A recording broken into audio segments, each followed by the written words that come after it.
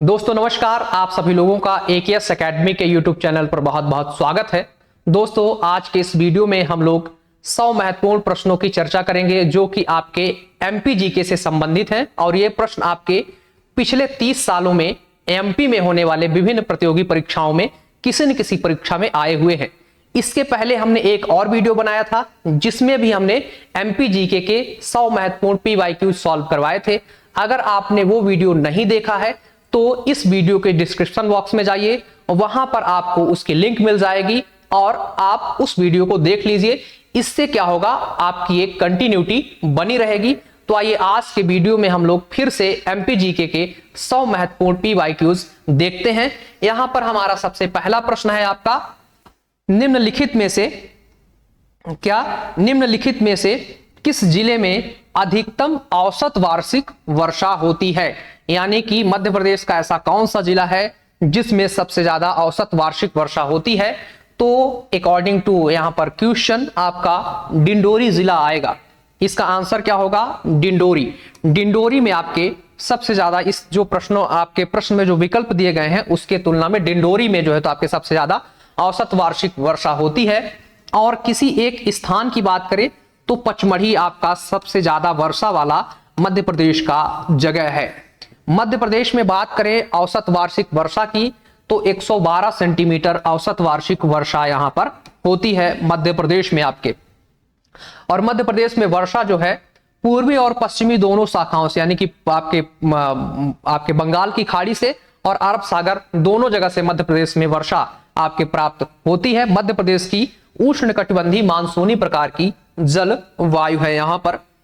इसके आगे चलें और हम दूसरा प्रश्न देखें। इसका जो आपका एक्सप्लेनेशन है वही जो मैंने बताया वही है। इसके बाद दूसरा प्रश्न है हमारा यहां पर,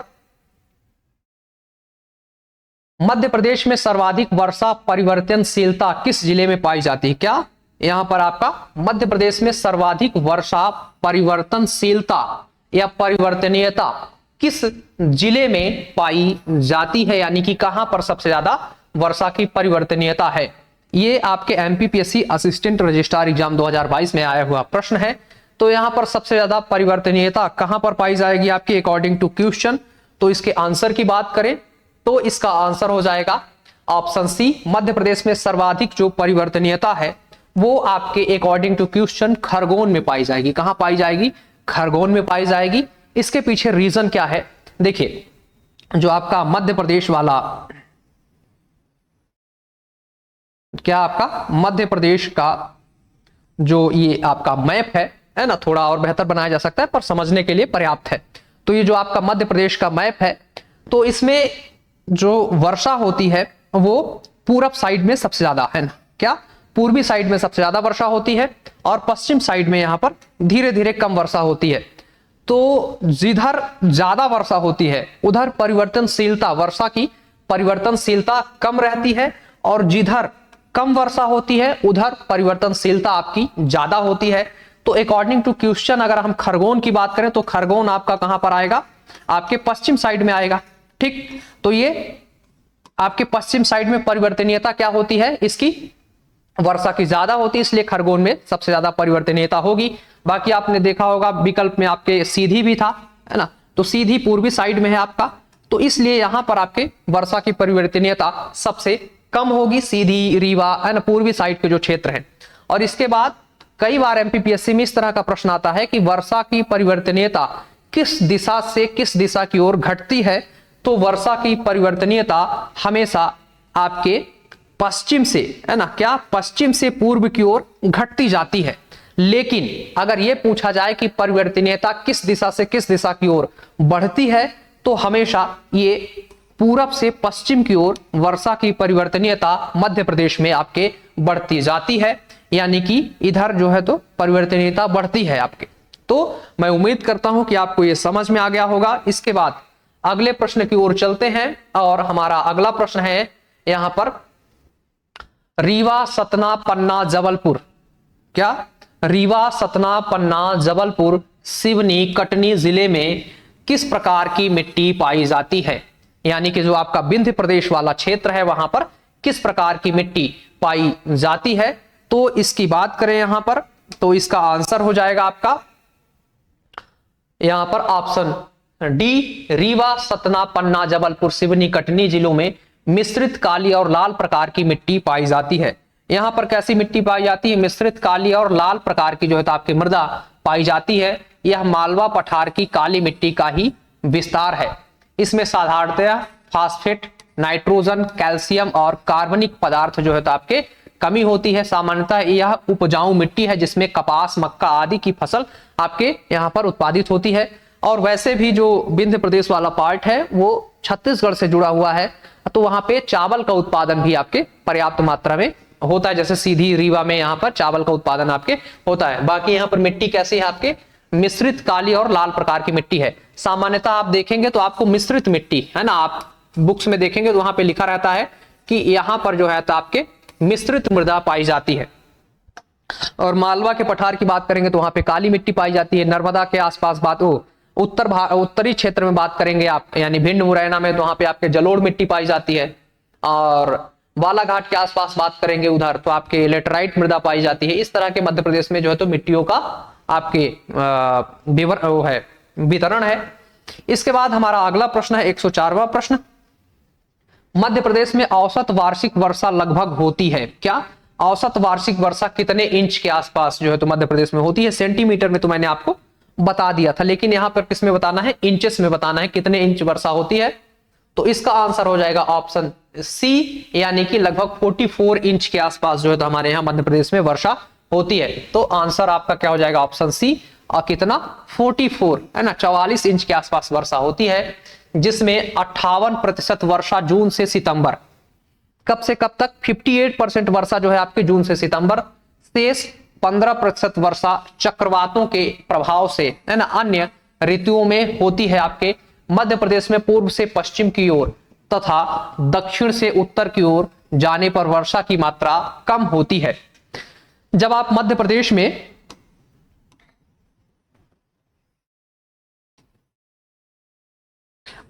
में क्या है, आप पूर्व से पश्चिम की ओर जाएंगे, पूर्व से पश्चिम की ओर जाएंगे तो आपको वर्षा की मात्रा कम होती हुई दिखाई देगी। जैसे यहां पर आप देखेंगे तो 150 के आसपास वर्षा हो रही है ना। यहां आ जाएंगे तो आपको 50 सेंटीमीटर जो है तो वर्षा, 55 सेंटीमीटर वर्षा या 75 सेंटीमीटर के आसपास वर्षा होती हुई दिखाई देगी। यहां पर 75 है ना, 75 सेंटीमीटर जो है तो इधर आपको वर्षा देखने को मिलती है। यहां चले जाएंगे तो आपको 55 सेंटीमीटर वर्षा देखने को मिलती है। यानी कि जब आप पूर्व से पश्चिम की ओर जाते हैं तो वर्षा की मात्रा कम होती जाती है। वहीं जब आप वो आपके दक्षिण से उत्तर की ओर जाते हैं तो वर्षा की मात्रा कम होती जाती है। तो एमपीपीएससी कई बार ऐसे प्रश्न पूछ लेता है कि मध्य प्रदेश में किस दिशा से किस दिशा की ओर वर्षा बढ़ती है या फिर किस दिशा से किस दिशा की ओर वर्षा घटती है। इस तरह के प्रश्न आपके पेपर में पूछे जाते हैं, तो आपको ध्यान रखना है। ठीक, इसके बाद आगे चलते हैं और हमारा अगला प्रश्न है 105वां प्रश्न। किस क्षेत्र में उथली है ना, क्या किस क्षेत्र में उथली नहीं, यहाँ पे उथली है ना, काली मृदा या मध्यम काली मृदा जो है तो आपकी मिट्टी पाई जाती है। यानी कि आपके ज्यादा काली ना हो, मध्यम काली मृदा कहां पाई जाएगी? तो इसके आंसर की बात करें हम लोग तो इसका आंसर हो जाएगा आपका यहां पर ऑप्शन बी, सतपुड़ा का पठार। क्या आपका जो सतपुड़ा वाला पठार है आपका, वहां पर उथली है ना, उथली काली मिट्टी या मध्यम प्रकार की काली मृदा आपके पाई जाती है, जो कि 7% है। सतपुड़ा भारत के पर्वत है ना, सतपुड़ा जो आपका पर्वत श्रेणी है भारत में, जो मुख्यतः ग्रेनाइट एवं बेसाल्ट चट्टानों से निर्मित है। काली मिट्टी को रेगुर मिट्टी भी कहा जाता है। इसको क्या कहा जाता है? काली मिट्टी को आपके रेगुर मिट्टी कहा जाता है ना, कपासी मिट्टी कहा जाता है, स्वयं जोत वाली मिट्टी कहा जाता है। इस तरह के इसके कई सारे नाम हैं आपके काली मृदा के। और काली मृदा जो है तो आपके किससे बनती है? बेसाल्ट चट्टानों के टूटने से बनती है। नर्मदा वाला जो क्षेत्र है आपका, वहां पर आपके गहरी काली मिट्टी पाई जाती है। आपके कैसी गहरी काली मिट्टी? आपके नर्मदा यानी खंडवा खरगोन में आपने देखा होगा तो कपास बहुत ज्यादा उत्पादित होता है, और कपास हमेशा किस में होता है? आपके काली मिट्टी में ही उत्पादित होता है, इसलिए वहां पर आपकी गहरी काली मृदा आपके पाई जाती है। और मालवा में तो पूरा काली मृदा है ही। इसके बाद अगला हमारा 6वां प्रश्न है 106 प्रश्न। जबलपुर की लोकप्रिय और प्रमुख रबी फसल है क्या? जबलपुर में रबी में कौन सी बहुत ज्यादा लोकप्रिय फसल है? तो यहां पर रबी फसल की बात हो रही है। रबी वाली जो फसल होती है यानी कि आपका गेहूं, है ना, गेहूं यानी कि शीतोष्ण जो कटिबंधीय फसलें होती हैं उनकी बात यहां पर आपके हो रही है। तो इसमें आपके जो जबलपुर है उसमें कौन सी जो है आपकी यहां पर फसल सबसे ज्यादा रबी के समय में होती है? तो यहां पर आप देखिए, पहले तो इसमें चुनिए आपकी कौन कौन सी ऐसी फसल है जो रबी में। तो तिल, ये आपके तिली जो है ये आपके खरीफ वाले उसमें समय बोई जाती है। सरसों जो है गेहूं के साथ बोया जाता है, रबी का है। जौ भी इसी के साथ बोया जाता है और हरा मटर भी इसी के साथ आपके जो है तो बोया जाता है। तो इसका हम बात करें कि कौन सी खरीफ की सबसे लोकप्रिय फसल है, तो यहां पर ऑप्शन डी है ना, मटर जो है आपका वो यहां पर सबसे ज्यादा उत्पादित होता है। वैसे भी जबलपुर मटर उत्पादन में नंबर 1 पर है। तो यहां पर जो फसलें हैं उसमें हरा मटर जो जबलपुर में सबसे ज्यादा आपके क्या होता है, उत्पादित होता है। प्रमुख सब्जी एवं प्रमुख रबी की फसल है, किंतु जबलपुर जिले में रबी के सीजन में चने की फसल का उत्पादन सबसे अधिक होता है, यानी कि चना सबसे ज्यादा रबी की फसल में, हालांकि अभी दमोह में होता है तो चना भी उत्पादित होता है, लेकिन मटर के लिए सबसे ज्यादा लोकप्रिय है आपके। ये समय के साथ इसके डाटा बदलते रहते हैं, इसलिए आप अपना डाटा अपडेट करें, है ना, कि कहां पर किस फसल का उत्पादन होता है। तो हमें बस इतना ध्यान देना है कि मटर का उत्पादन आपके जबलपुर में लोकप्रिय फसल है वहां की। इसके बाद हमारा अगला प्रश्न है 107वां प्रश्न, मध्य प्रदेश में ग्रीष्म ऋतु, क्या मध्य प्रदेश में ग्रीष्म ऋतु में औसत तापमान बढ़ता है, यानी कि गर्मी में औसत तापमान किस दिशा से किस दिशा की ओर जाने पर बढ़ता है? तो यहां पर देखिए, उत्तर से दक्षिण की ओर, पूर्व से पश्चिम की ओर, दक्षिण से उत्तर की ओर और पश्चिम से पूर्व की ओर, यानी कि किधर से किधर जाने पर आपका जो है तो तापमान बढ़ता है। तो इसकी बात करें इसके आंसर की, तो इसका आंसर हो जाएगा आपका यहां पर ऑप्शन सी, मध्य प्रदेश में ग्रीष्म ऋतु में जो आपका औसत तापमान है दक्षिण से उत्तर की ओर, क्या दक्षिण से उत्तर की ओर जाने पर बढ़ता है। मध्य प्रदेश में जब आप दक्षिण से, है ना, मतलब यहां से दक्षिण से उत्तर की ओर जाएंगे तो आपको तापमान बढ़ता हुआ दिखाई देगा, क्योंकि आपने देखा होगा कि जो भारत मध्य प्रदेश का उत्तरी भिंड मुरैना वाला भाग है वहां पर महाद्वीपिता का प्रभाव पाया जाता है, और महाद्वीपिता वाले प्रभाव में गर्मी में विकट गर्मी और ठंडी में आपके विकट ठंडी जो है तो पड़ती है। वहां का क्षेत्र वैसे भी क्या होता है, गर्मी वहां पे बहुत तेज पड़ती है। तो दक्षिण भारत का जो एरिया है, आप मतलब सॉरी दक्षिण मध्य प्रदेश का एरिया, यहाँ पर वर्षा भी ज्यादा होती है, तापमान थोड़ा कम रहता है, उतना गर्मी आप ठंडी यहाँ पे सॉरी क्या है यहाँ पर आपके, मैं बोल रहा था कि यहां पर आपके जो दक्षिण वाला पार्ट है यहाँ पर ज्यादा तापमान नहीं होता, लेकिन उत्तर की ओर जब आप बढ़ते हैं तो आपको तापमान यहां पर बढ़ता जाता है। इसके बाद हम अगले प्रश्न की ओर चलें। अगला प्रश्न है हमारा 108वां प्रश्न। कौन सा प्रश्न है? 108वां प्रश्न। और इसकी बात करें तो निम्नलिखित महीने मध्य प्रदेश की दूसरी गर्मी के रूप में जाने जाते हैं, मतलब ऐसा कौन सा मंथ है इसमें जब मध्य प्रदेश में दूसरी गर्मी आती है? तो पहली गर्मी कब आती होगी आपके जस्ट बरसात के बाद, है ना, आपके अप्रैल, मार्च अप्रैल से। तो यहां पर इसकी बात करें कि आखिर दूसरी गर्मी कब आती है मध्य प्रदेश में, तो इसका आंसर हो जाएगा आपके, इसका आंसर क्या होगा? ऑप्शन आपका ए, निम्नलिखित महीनों में सितंबर अक्टूबर। कौन सा मंथ है आपका? सितंबर अक्टूबर में जो है तो आपके यहां पर द्वितीय गर्मी आती है मध्य प्रदेश में, यानी जब आपका अभी ठंडी खत्म होगी, है ना, तो ये आपके सॉरी जब आपका सितंबर अक्टूबर ठंडी जब बहुत कम रहती है उस समय की यहां पर बात करें, आपके वर्षा के बाद वाला जो समय होता है, बरसात का जो जून जुलाई का समय होता है, उसके बाद जब सितंबर अक्टूबर आता है तो फिर से थोड़ी गर्मी आती है और फिर उसके बाद अक्टूबर से तो ठंडी स्टार्ट हो जाती है। तो ये जो सितंबर अक्टूबर का महीना है बरसात के बाद का जस्ट, उसमें दूसरी बार मध्य प्रदेश में थोड़ी गर्मी पड़ती है, इसलिए इसे द्वितीय गर्मी का समय कहा जाता है। तो आपको याद रखना है सितंबर अक्टूबर द्वितीय गर्मी का आपका समय है। इसके बाद अगला हमारा 109वां प्रश्न है, मध्य प्रदेश के उत्तर में उपजाऊ घाटी, उत्तर मध्य प्रदेश का जो उत्तरी भाग है उपजाऊ घाटी और रोलिंग पहाड़ियों को कहा जाता है। मध्य प्रदेश के उत्तर में उपजाऊ घाटी और रोलिंग पहाड़ियों को क्या कहा जाता है? तो इसका आंसर हो जाएगा आपका ऑप्शन सी, है ना, बुंदेलखंड। क्या कहा जाता है यहां पर आपके? बुंदेलखंड, यानी कि ऑप्शन सी आपका सही आंसर है। उस क्षेत्र में, वह क्षेत्र जो उत्तर में यमुना, दक्षिण में विंध्य पठार की श्रेणियों, पश्चिम उत्तर में चंबल नदी और दक्षिण पूर्व में पन्ना अजयगढ़ श्रेणियों से घिरा हुआ है। बुंदेलखंड के नाम से जाना जाता है। इसी क्षेत्र में स्थित रोलिंग पहाड़ियों के मध्य की घाटी उपजाऊ क्षेत्र है। सिद्ध बाबा की पहाड़ी इस प्रदेश की सबसे ऊंची चोटी है। तो जो आपका बुंदेलखंड है वहां पर उसको ही आपका क्या कहा जाता है, एक बार प्रश्न को दोबारा देख लीजिए। क्या है, मध्य प्रदेश के उत्तर में उपजाऊ घाटी और रोलिंग पहाड़ी को किस नाम से जाना जाता है? तो बुंदेलखंड के नाम से जाना जाता है। उसको किस नाम से जाना जाता है? आपके बुंदेलखंड के नाम से जाना जाता है।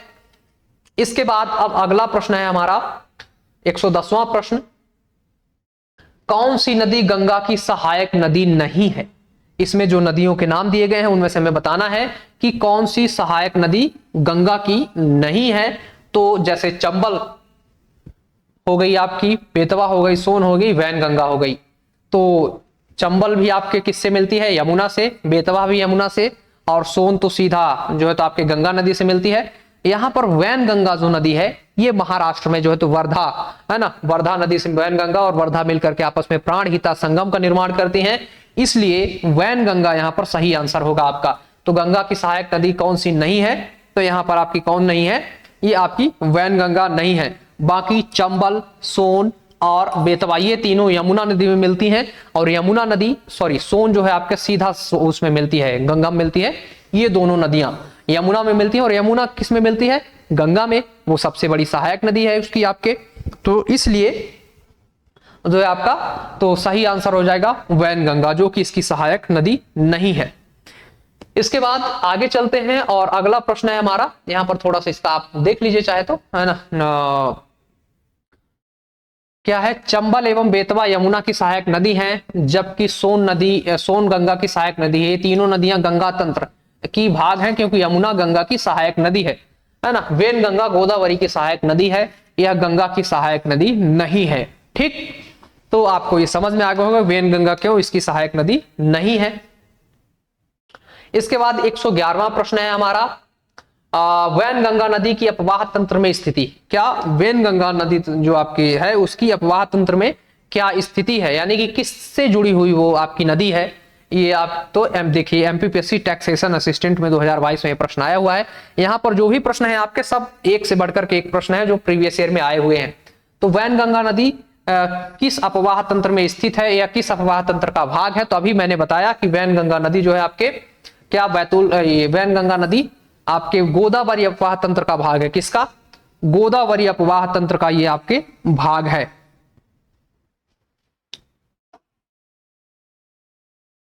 इसके बाद यहां पर थोड़ा सा आप चाहे तो इसका एक्सप्लेनेशन देख लीजिए।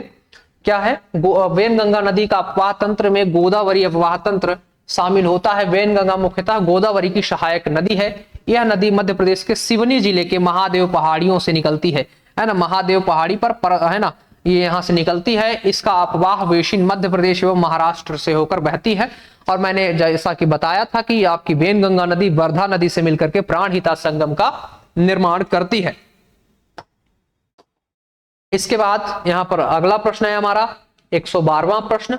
ये प्रश्न है, नर्मदा नियंत्रण प्राधिकरण का मुख्यालय अवस्थित है। नर्मदा नदी का जो नियंत्रण प्राधिकरण है आपका नर्मदा कंट्रोल अथॉरिटी, उसका हेडक्वार्टर आपका कहां पर अवस्थित है? तो इसका हेडक्वार्टर बात करें तो इसकी अवस्थिति की तो ऑप्शन डी है ना। क्या सही होगा इसका? ऑप्शन डी इसका सही आंसर है, यानी कि इसका मुख्यालय आपके कहां पर स्थित है? तो इसका मुख्यालय आपके इंदौर में है ना। कहां पर स्थित है इसका मुख्यालय? आपके इंदौर में स्थित है। इसका ऑप्शन डी आपका यहां पर सही आंसर है, इंदौर। ये बड़ा अनएक्सपेक्टेड है ना, मतलब लगता होगा कि जबलपुर में होगा है ना, अमरकंटक में होगा, लेकिन इसका इंदौर में है, या भोपाल में लगता होगा, लेकिन कहां पर है? इंदौर में है। नर्मदा जल विवाद न्यायाधिकरण है ना, एनडब्ल्यूडीटी के अंतिम आदेश एवं निर्णयों के तहत नर्मदा नियंत्रण प्राधिकरण एनसीए की स्थापना की गई, जो इसके निर्देश एवं निर्णय क्रियान्वयन के लिए एक तंत्र है। प्राधिकरण ने 20 दिसंबर 1980 को काम करना जो है आपके शुरू किया। ठीक, इसके बाद अगला प्रश्न है 113वां प्रश्न। नर्मदा बेसिन का प्रतिशत भाग मध्य प्रदेश में स्थित है। मतलब नर्मदा जो बेसिन है आपकी, नर्मदा नदी आपकी वैसे कहां कहां प्रवाहित होती है? तो मध्य प्रदेश में होती है। ठीक, एमपी में होती है और आपके गुजरात में होती है और महाराष्ट्र में होती है। इन क्षेत्रों में नर्मदा नदी प्रवाहित होती है। तो यहां पर पूछा जा रहा है कि उसका जो नदी बेसिन का कितना भाग मध्य प्रदेश में आपका है। तो इसका सही आंसर हो जाएगा आपका यहां पर ऑप्शन डी। इसका जो है तो कुल भाग 82%। क्या यहां पर जो है तो मध्य प्रदेश में कुल कितना भाग है इसका 82%, यानी कि 82%। ऑप्शन डी यहां पर इसका सही आंसर होगा। गुजरात में इसका जो है तो 12%, महाराष्ट्र में जो है तो 4% एवं छत्तीसगढ़ में इसका जो है तो 2% कवर करता है। मतलब छत्तीसगढ़ में नर्मदा नदी नहीं जाती, लेकिन उसकी कुछ नदियां जो हैं तो क्या है आपके इससे मिलती हैं, तो इसलिए वो आपके नर्मदा बेसिन के अंतर्गत छत्तीसगढ़ का भी भाग यहां पर कवर होता है। तो 2% आपके छत्तीसगढ़ से। तो अगली बार कभी प्रश्न आए कि सबसे कम क्षेत्र किस राज्य में है इसका नदी बेसिन का, तो आपको याद रखना है छत्तीसगढ़। कितना? 2%। ठीक। इसके बाद अगला प्रश्न है हमारा 114वां प्रश्न। क्या है? पूर्णा नदी पर निम्नलिखित में से किस नदी की सहायक नदी है ना? क्या पूछा है प्रश्न? ये आपके एमपीपीएससी 2023 में प्रश्न आ चुका है। क्या पूछा जा रहा है कि जो आपकी पूर्णा नदी है वो किसकी सहायक नदी है? तो इसका आंसर हो जाएगा ऑप्शन बी। सही आंसर क्या है? Option B, Tapti. ताप्ती की सहायक नदी है आपकी पूर्णा। इसकी पूर्णा है, गिरना है ना? ताप्ती नदी की सहायक नदी। ताप्ती नदी मध्य प्रदेश की पूर्व से पश्चिम की ओर प्रवाहित होने वाली दूसरी सबसे बड़ी आपकी नदी है। ये ताप्ती नदी आपके बैतूल के मुल्ताई पर्वत से जो है तो आपके निकलती है। कहां से? बैतूल के मुल्ताई पर्वत से जो है तो ये नदी आपकी उद्गमित होती है और ये जो है तो आपके चली जाती है कहां? गुजरात। सूरत जो है आपका ताप्ती नदी के किनारे ही अवस्थित है। तो यहां पर देखें, पूर्णा नदी महाराष्ट्र के औरंगाबाद जिले में, क्या पूर्णा नदी महाराष्ट्र के औरंगाबाद जिले में अजंता श्रेणी की पहाड़ियों से निकलती है। यह ताप्ती नदी की सहायक नदी। किसकी? ताप्ती की सहायक नदी है। यह मध्य प्रदेश, गुजरात और महाराष्ट्र राज्यों में जो है तो आपकी बहती है। तो आपको याद रखना है पूर्णा नदी इसकी जो है तो आपके सहायक नदी है ताप्ती की। इसकी एक और नदी है गिरना। इसके बाद हमारा अगला प्रश्न है 115वां प्रश्न। निम्नलिखित में से मध्य प्रदेश की कौन सी नदी 3 राज्यों में प्रवाहित होती है? यहां पर आप इसने ऑप्शन दिए हैं आपके कि और हमें बताना है कि कौन सी ऐसी नदी है जो कि आपके कहां पर 3 राज्यों में प्रवाहित होती है। तो केन, सोनार, माही और बेतवा, इसमें से बताना है कि कौन सी ऐसी नदी है जो कि आपके कितने 3 राज्यों में प्रवाहित होती है। तो इसका ऑप्शन सही आंसर होगा यहां पर ऑप्शन सी, माही। माही नदी जो है आपके कहां कहां प्रवाहित होती है? तो ये आपके मध्य प्रदेश में, गुजरात में और राजस्थान में। ठीक, मध्य प्रदेश, राजस्थान और गुजरात में होती है। माही नदी आपके धार है ना, मध्य प्रदेश का जो धार जिला है वहां के सरदारपुर जगह से जो है तो आपके निकलती है। कहां से? आपके सरदारपुर जगह से जो है तो ये आपके निकलती है, धार के सरदारपुर।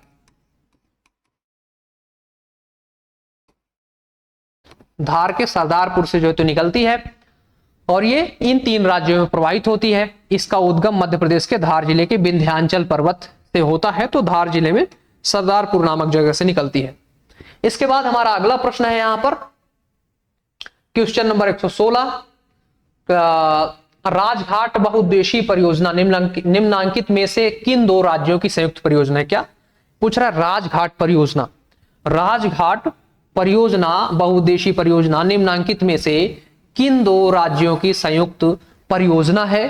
तो यहां पर अगर इसके आंसर की बात करें तो ये मध्य प्रदेश और उत्तर प्रदेश की संयुक्त परियोजना है। ऑप्शन ए सही होगा। राजघाट परियोजना जो है आपकी बेतवा नदी पर है। ये कहां पर है आपके? राजघाट परियोजना आपकी बेतवा नदी पर स्थित है। ठीक, इसका आंसर ए होगा, मध्य प्रदेश और उत्तर प्रदेश। राजघाट बहुउद्देशीय परियोजना उत्तर प्रदेश और मध्य प्रदेश की क्या है? आपकी संयुक्त परियोजना है। इसकी आधारशिला 1971 में आपके रखी गई थी। यह परियोजना बेतवा नदी पर है ना, उत्तर प्रदेश के ललितपुर जिले में अवस्थित है। कहां पर है? उत्तर प्रदेश में झांसी के बगल में एक जिला है ललितपुर, वहां पर ये जो है आपकी अवस्थित है। इसके बाद आगे चलते हैं और अगला प्रश्न देखते हैं। यहां पर 117 नंबर का प्रश्न है। मध्य प्रदेश में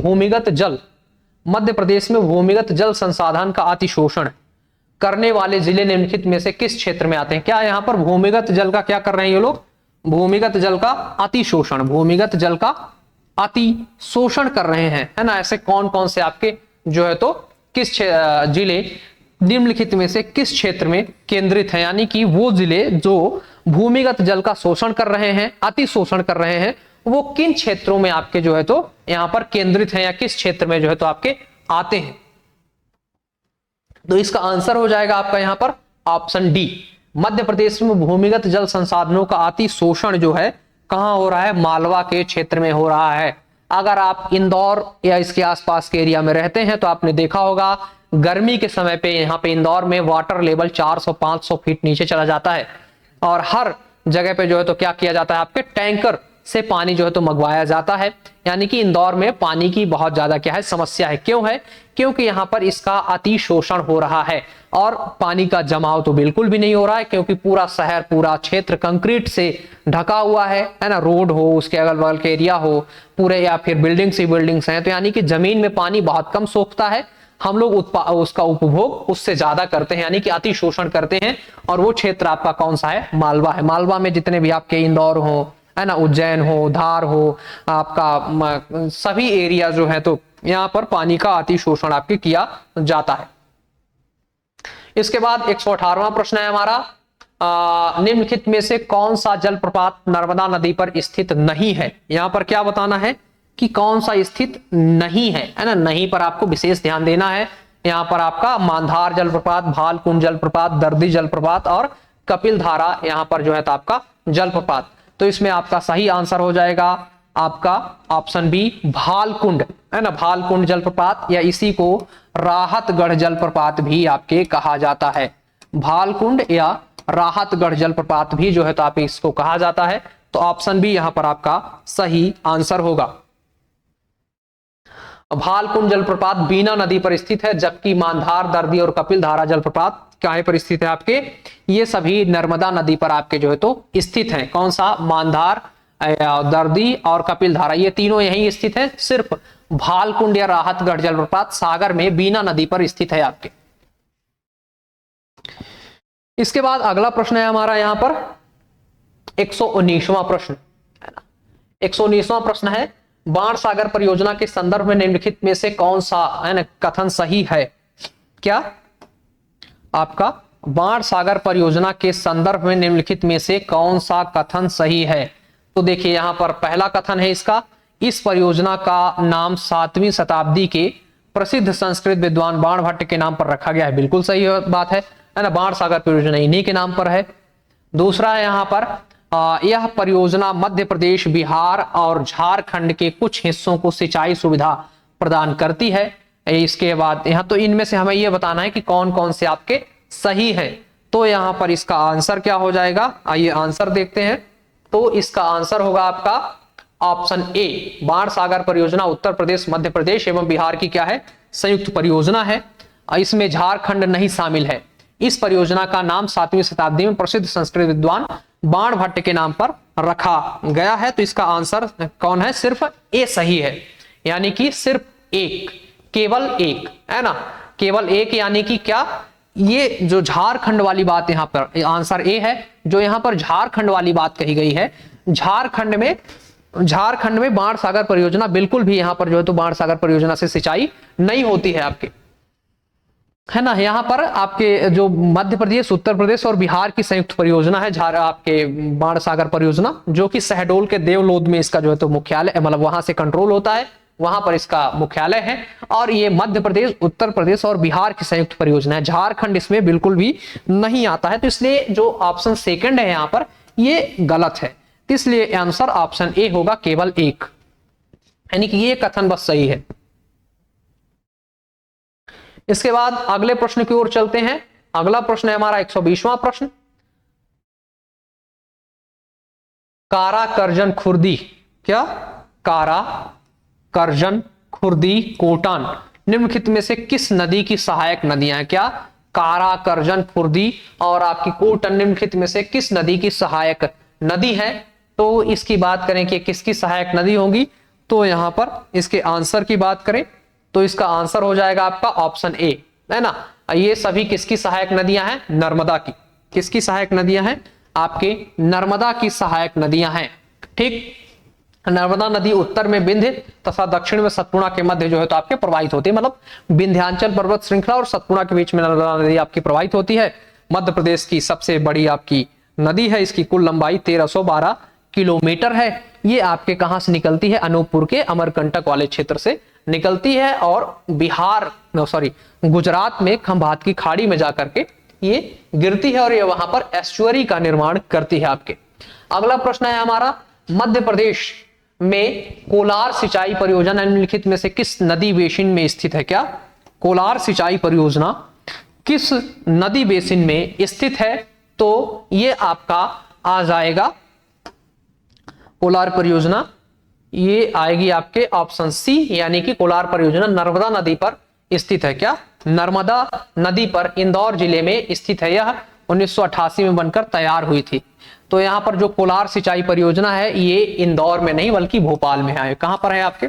कोलार डैम या कोलार परियोजना भोपाल में है। तो यहाँ पर इंदौर की जगह आप क्या कर लीजिए, भोपाल कर लीजिए। बाकी ये जो नदी तो ठीक है ना। तो 1988 में बनी थी, लेकिन ये भोपाल में इससे जो है तो पेयजल की सुविधा आपके उपलब्ध होती है। इसके बाद 122वां प्रश्न है हमारा, रानी अवंतीबाई परियोजना किस नदी पर स्थित है? कौन सी परियोजना आपकी? रानी अवंतीबाई। रानी अवंतीबाई परियोजना किस नदी पर स्थित है? तो ये आपका ऑप्शन सी नर्मदा नदी पर स्थित है। नर्मदा नदी पर जबलपुर में। कहां पर? नर्मदा नदी पे जबलपुर में रानी अवंतीबाई परियोजना आपकी स्थित है। रानी अवंतीबाई परियोजना कहां है? नर्मदा नदी पर जबलपुर में अवस्थित है। तो ऑप्शन सी इसका सही आंसर होगा, है ना। रानी अवंतीबाई परियोजना या सागर परियोजना नर्मदा नदी पर जबलपुर जिले के बिसौरा ग्राम में निर्मित है। इससे जबलपुर मंडला सिवनी जिले में आपके सिंचाई होती है। इसके बाद 123वां प्रश्न है हमारा, क्या कि राष्ट्रीय उद्यान की पश्चिमी सीमा मतलब किस, यहां पर जो डॉट डॉट है इसका मतलब है किस राष्ट्रीय उद्यान पे, है ना। तो किस राष्ट्रीय उद्यान की पश्चिमी सीमा तवा बांध और जलाशय द्वारा बनाई गई है? मतलब कौन सा ऐसा राष्ट्रीय उद्यान है जिसकी पश्चिमी सीमा तवा बांध और जलाशय के द्वारा जो है तो यहां पर डिसाइड किया गया है?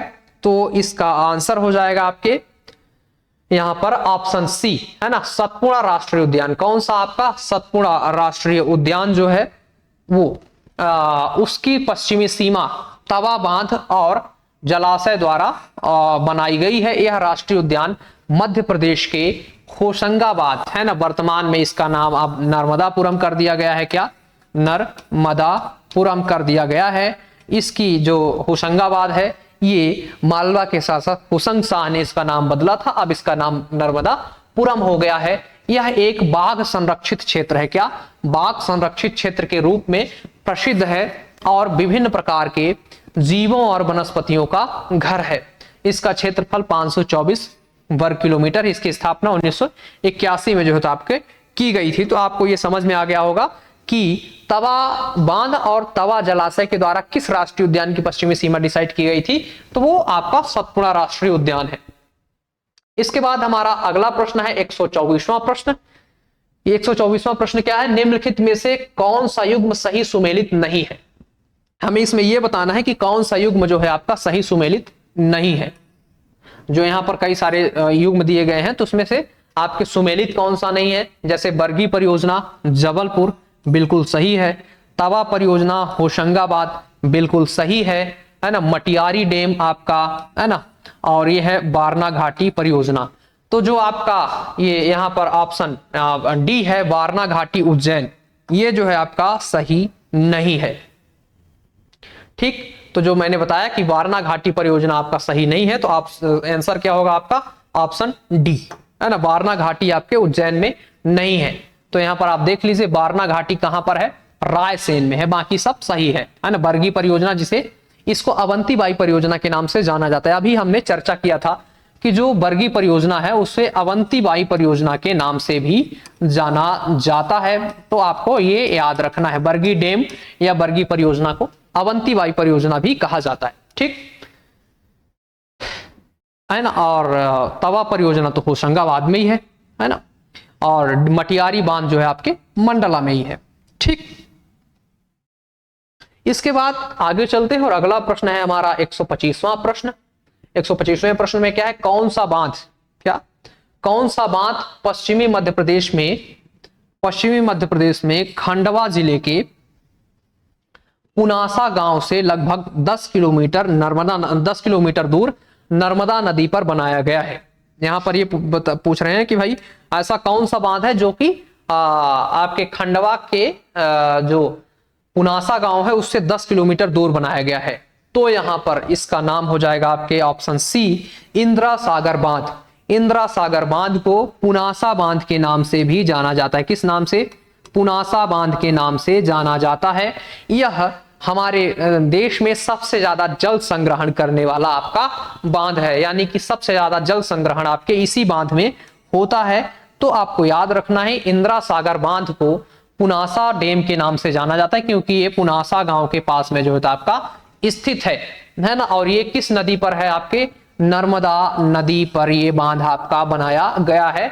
और मध्य प्रदेश का सबसे बड़ा बांध भी आपका कौन सा है? इंदिरा सागर बांध है।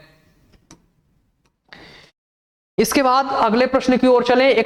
हमारा यहां पर देख लीजिए, एक बार थोड़ा सा इसका एक्सप्लेनेशन देख लेते हैं, कुछ नई चीजें अगर मिल जाएंगी। इंदिरा सागर बांध मध्य प्रदेश के खंडवा जिले में पुनासा गांव से लगभग 10 किलोमीटर दूर पर स्थित है। बिल्कुल, यह परियोजना 1000 मेगावाट की क्षमता के साथ बहुउद्देशीय परियोजनाएं हैं। बहुउद्देशीय परियोजना का मतलब होता है ऐसी कोई परियोजना जो आपको विद्युत का उत्पादन करे, ऐसी परियोजना जो क्या करे? विद्युत का उत्पादन करे, ऐसी परियोजना जो आपको सिंचाई प्रदान करे, और ऐसी परियोजना जो आपको पेयजल उपलब्ध कराए। ये जो है तो आपके है ना, इसके अलावा और भी काम में जो है तो इसका जल आए, तो वो आपकी बहुउद्देशीय परियोजना होती, जहां पर एक से ज्यादा उद्देश्य हो, वो आपकी बहुउद्देशीय परियोजनाएं कही जाती है। तो यहां पर 1000 मेगावाट क्षमता जो है तो इसकी विद्युत उत्पादन की है। इस बांध का निर्माण 1992 से 2003 तक जो है तो आपके किया गया था, हलाली बांध। इसके बाद अगला यहां पर एक और बांध के बारे में चर्चा की गई, वो भी देख लीजिए क्योंकि विकल्प में है आपके। यह बांध हलाली नदी पर बना हुआ है। किस पर बना हुआ है? आपके हलाली नदी पर बना हुआ, जिसे सम्राट अशोक परियोजना के नाम से भी जाना जाता है। किस नाम से? सम्राट अशोक परियोजना के नाम से यहां पर जो इसको हलाली बांध को जाना जाता है। और अगला बांध है यहाँ पे जोवट बांध, नर्मदा नदी पर बना हुआ है, जिसे चंद्रशेखर परियोजना के नाम से भी जाना जाता है। जोवट बांध आपका अलीराजपुर में है, और हलाली जो है आपके कहां पर है? ये विदिशा में है, इसलिए इसे सम्राट अशोक परियोजना के नाम से भी जाना जाता है। और इसके बाद तवा बांध, तवा नदी पर है, नर्मदा की जो कि सहायक नदी है, और होशंगाबाद में है। ठीक, तो ये कुछ ज्ञान की बातें हैं जो आपको याद रखनी है। फिर इसके बाद 126वां प्रश्न आ जाता है, गांधी सागर अभ्यारण्य के पश्चिम और पूर्वी भाग को अलग करने वाली नदी। गांधी सागर आपका अभ्यारण्य पहले तो कहां पर है? तो ये अभ्यारण्य आपके मंदसौर में है। गांधी सागर अभ्यारण्य कहां पर है? तो ये आपके मंदसौर में ये अभ्यारण्य है आपका। अब यहां पर ये पूछ रहे हैं कि भाई ऐसी कौन सी नदी है जो इसको पश्चिमी एवं पूर्वी भाग में डिवाइड करती है? तो यहां पर सिर्फ एक नदी दिखाई दे रही है जो मंदसौर के आसपास से गुजरती है, वो है आपकी चंबल नदी। तो यानी कि ऑप्शन ए क्या हो जाएगा सही? चंबल। बाकी सोन तो आपके अमरकंटक से निकल करके वो पूर्वी क्षेत्र में ही प्रवाहित होती है, आपके सीधी होते हुए वो छत्तीसगढ़ में जो तो चली जाती है, बिहार जाती है, और वहां पर सोन से मिल जाती है पटना के पास में। केन नदी जो है आपके ये भी इधर मंदसौर साइड नहीं प्रवाहित होती, और यमुना नदी है ये भी नहीं प्रवाहित होती। तो बची कौन सी नदी? चंबल नदी। तो चंबल नदी जो है क्या करती है? इसको दो पार्ट में डिवाइड करते हैं, पूर्वी और पश्चिमी भाग में, है ना। गांधी सागर अभ्यारण्य के पश्चिम और पूर्वी भाग को अलग करने वाली नदी चंबल है। चंबल के किनारे लगभग 5000 हेक्टेयर भूमि बीहड़ में परिवर्तित हो गई है। यह अभ्यारण्य का कुल क्षेत्रफल 368.62 वर्ग किलोमीटर है। इसके बाद 127वां प्रश्न है यहां पर। क्या 127वां प्रश्न? कोपरा, व्यामा, वायमा या व्यामा और वियरना सभी किसकी सहायक नदी है? मतलब कोपरा, व्यामा, वियरना ये किस नदी की सहायक नदी है? तो ये आपके जो है तो ऑप्शन ए, यानी कि ये आपकी सभी केन नदी की सहायक नदी है। किसकी सहायक नदी है? ये आपके केन नदी की सहायक नदी है। कौन कौन सी? कोपरा, व्यामा, ये व्यामा है ना, वियरना, ये सभी केन की सहायक नदियां हैं। केन नदी का उद्गम कटनी जिले के रीठी तहसील से होता है। कहां से होता है केन नदी का उद्गम? केन नदी का उद्गम आपके कटनी जिले से होता है, वहां की रीठी तहसील से, है ना। रीठी तहसील के समीप कैमूर पर्वत श्रेणी से, कैमूर श्रृंखला से जो है तो पर्वत से होती है। यह पन्ना जिले के दक्षिण क्षेत्र में, क्या पन्ना जिले के दक्षिण क्षेत्र में प्रवेश करने के पश्चात पन्ना और छतरपुर जिले की सीमा बनाती है। जो आपकी केन नदी है ये पन्ना और छतरपुर की सीमा बनाते हुई बांदा उत्तर प्रदेश, कहां? बांदा उत्तर प्रदेश में जो है तो जाकर के प्रवेश करती है और वहीं पर, है ना, आपके अब जिले में प्रवेश करती तथा यहीं पर चिला गांव के समीप, है ना, भोजहा नामक स्थान पर यमुना नदी में मिल जाती है। यानी कि यह नदी आपकी उत्तर प्रदेश में बांदा जिले में चिल्ला गांव में यमुना नदी से मिल जाती है, इसका संगम हो जाता है। ये पांडव जलप्रपात का निर्माण, है ना, करती है, यानी कि केन नदी करती है तथा इसकी सहायक नदी हुआ है। केन नदी में सजर नामक बहुमूल्य पत्थर पाया जाता है। क्या? सजर नामक बहुमूल्य पत्थर पाया जाता है। केन नदी का अन्य नाम, है ना, केन नदी के कई सारे आपके प्राचीन नाम है, जैसे सुक्तिमती है आपका, है ना, और दृढ़ावती है, कर्णावती है और कैनास, ये इसके क्या है आपके प्राचीन नाम है। तो ये केन नदी के बारे में कुछ महत्वपूर्ण चीजें हैं आपकी, जो आपको कंठस्थ कर लेना है, बिल्कुल याद कर लेना है। इसके बाद 128वां प्रश्न है यहां पर हमारा, पहसारी बांध कहां पर स्थित है? क्या आपका पहसारी बांध यहां पर जो है तो पूछा जा रहा है कि पहसारी बांध किस जगह पर स्थित है, किस जिले में स्थित है? तो ये बांध आपका ऑप्शन सी ग्वालियर में स्थित है। कहां पर स्थित है पहसारी बांध? पहसारी बांध आपके ग्वालियर जिले में स्थित है। ठीक, इसके बाद यहां पर देखिए ऑप्शन सी पहसारी बांध मध्य प्रदेश के ग्वालियर में स्थित है। ये नदी किस नदी पर स्थित है ये भी देख लें। तो इस बांध का निर्माण 1984 में हुआ था। मऊहर नदी पर यह स्थित है। किसमें? आपके मऊहर या मोवर नदी भी इसको कहा जाता है। कहीं पर जैसे यहां पर हिंदी में मऊहर लिखा है तो कहीं पर आपको मोवर नदी भी जो है तो देखने को मिल जाता है। तो आपको ध्यान रखना है मऊहर या मोवर दोनों नाम इसके हैं। मऊहर या मोवर नदी पर इसका निर्माण किया गया था। इसके अतिरिक्त हरसी बांध, है ना, और तिगरा बांध, रामोवा बांध और टेकनपुरा बांध, सिरसा बांध, खेरिया बांध आदि भी जो है तो आपके ग्वालियर में है। तिघरा बांध बहुत ही महत्वपूर्ण है क्योंकि आपके जो सिंधिया राजघराने के समय में इसका निर्माण हुआ और ये पहले जो है तो वहां आपके ग्वालियर को जल आपूर्ति का काम करता था। कौन सा बांध? आपका तिघरा बांध। बाकी सभी बांध हमें याद रखने की आवश्यकता है। इसके बाद 129वां प्रश्न है हमारा, इंदौर नदी की मिलन स्थली है। मतलब इंदौर में कौन कौन सी नदियां जो है तो आपकी मिलती हैं? तो इंदौर में आपकी कौन सी नदी आप एक दूसरे से मिलती है? तो नर्मदा, ताप्ती, सिंधु और सिप्रा और केन, खान और सरस्वती। तो ऑप्शन डी खान और सरस्वती नदी जो है आपके कहां? ये इंदौर में मिलती हैं। खान नदी के किनारे कहा जाता है इंदौर। ऐसे पूछा जाए कि इंदौर किस नदी के किनारे है तो इंदौर आपके खान नदी के किनारे जो है तो आपका बसा हुआ है। ठीक, इसके बाद अगला यहां पर आगे देखें तो ऑप्शन डी जैसा कि मैंने बताया था इसका आपका एक्सप्लेनेशन है। इंदौर समुद्र तल से 55 मीटर, अरे ये तो है ना, पठार पर दो छोटी नदियां सरस्वती और खान नदी के तट पर स्थित। क्या? सरस्वती और खान नदी के तट पर स्थित है। खान नदी क्षिप्रा नदी की सहायक नदी है। इसके संगम पर इंद्रेश्वर मंदिर है। इसके संगम पर क्या है? आपके इंद्रेश्वर मंदिर है। इंदौर मध्य प्रदेश का सबसे बड़ा शहर और मध्य प्रदेश की व्यावसायिक राजधानी है। उल्लेखनीय है स्वच्छ भारत मिशन शहरी के दूसरे चरण 2.0 के रूप में आयोजित आजादी @75 स्वच्छता सर्वेक्षण 2022 के अंतर्गत इंदौर को लगातार 6 वर्ष, है ना, छठे वर्ष सबसे स्वच्छ शहर 10 लाख से अधिक आबादी वालों के रूप में सम्मिलित किया गया है। अब तो ये क्या हो गया? 7 बार इसको स्वच्छता का आपको जो अवार्ड मिल चुका है। अभी 8वीं बार जो है तो फिर से प्रयासरत है आपका। ठीक, इसके बाद 130वां प्रश्न है हमारा, सीहोर के संगम पर स्थित है। सीहोर किसके संगम पर स्थित है? कुल मिलाकर यहां पर सीहोर में कौन कौन सी नदियां मिलती हैं जिसके संगम पर सीहोर आपका स्थित है? तो यहां पर इसके आंसर की बात करें तो इसका आंसर हो जाएगा आपका ऑप्शन बी, सीहोर शिवान और लतिया नदियों के संगम पर स्थित है। क्या?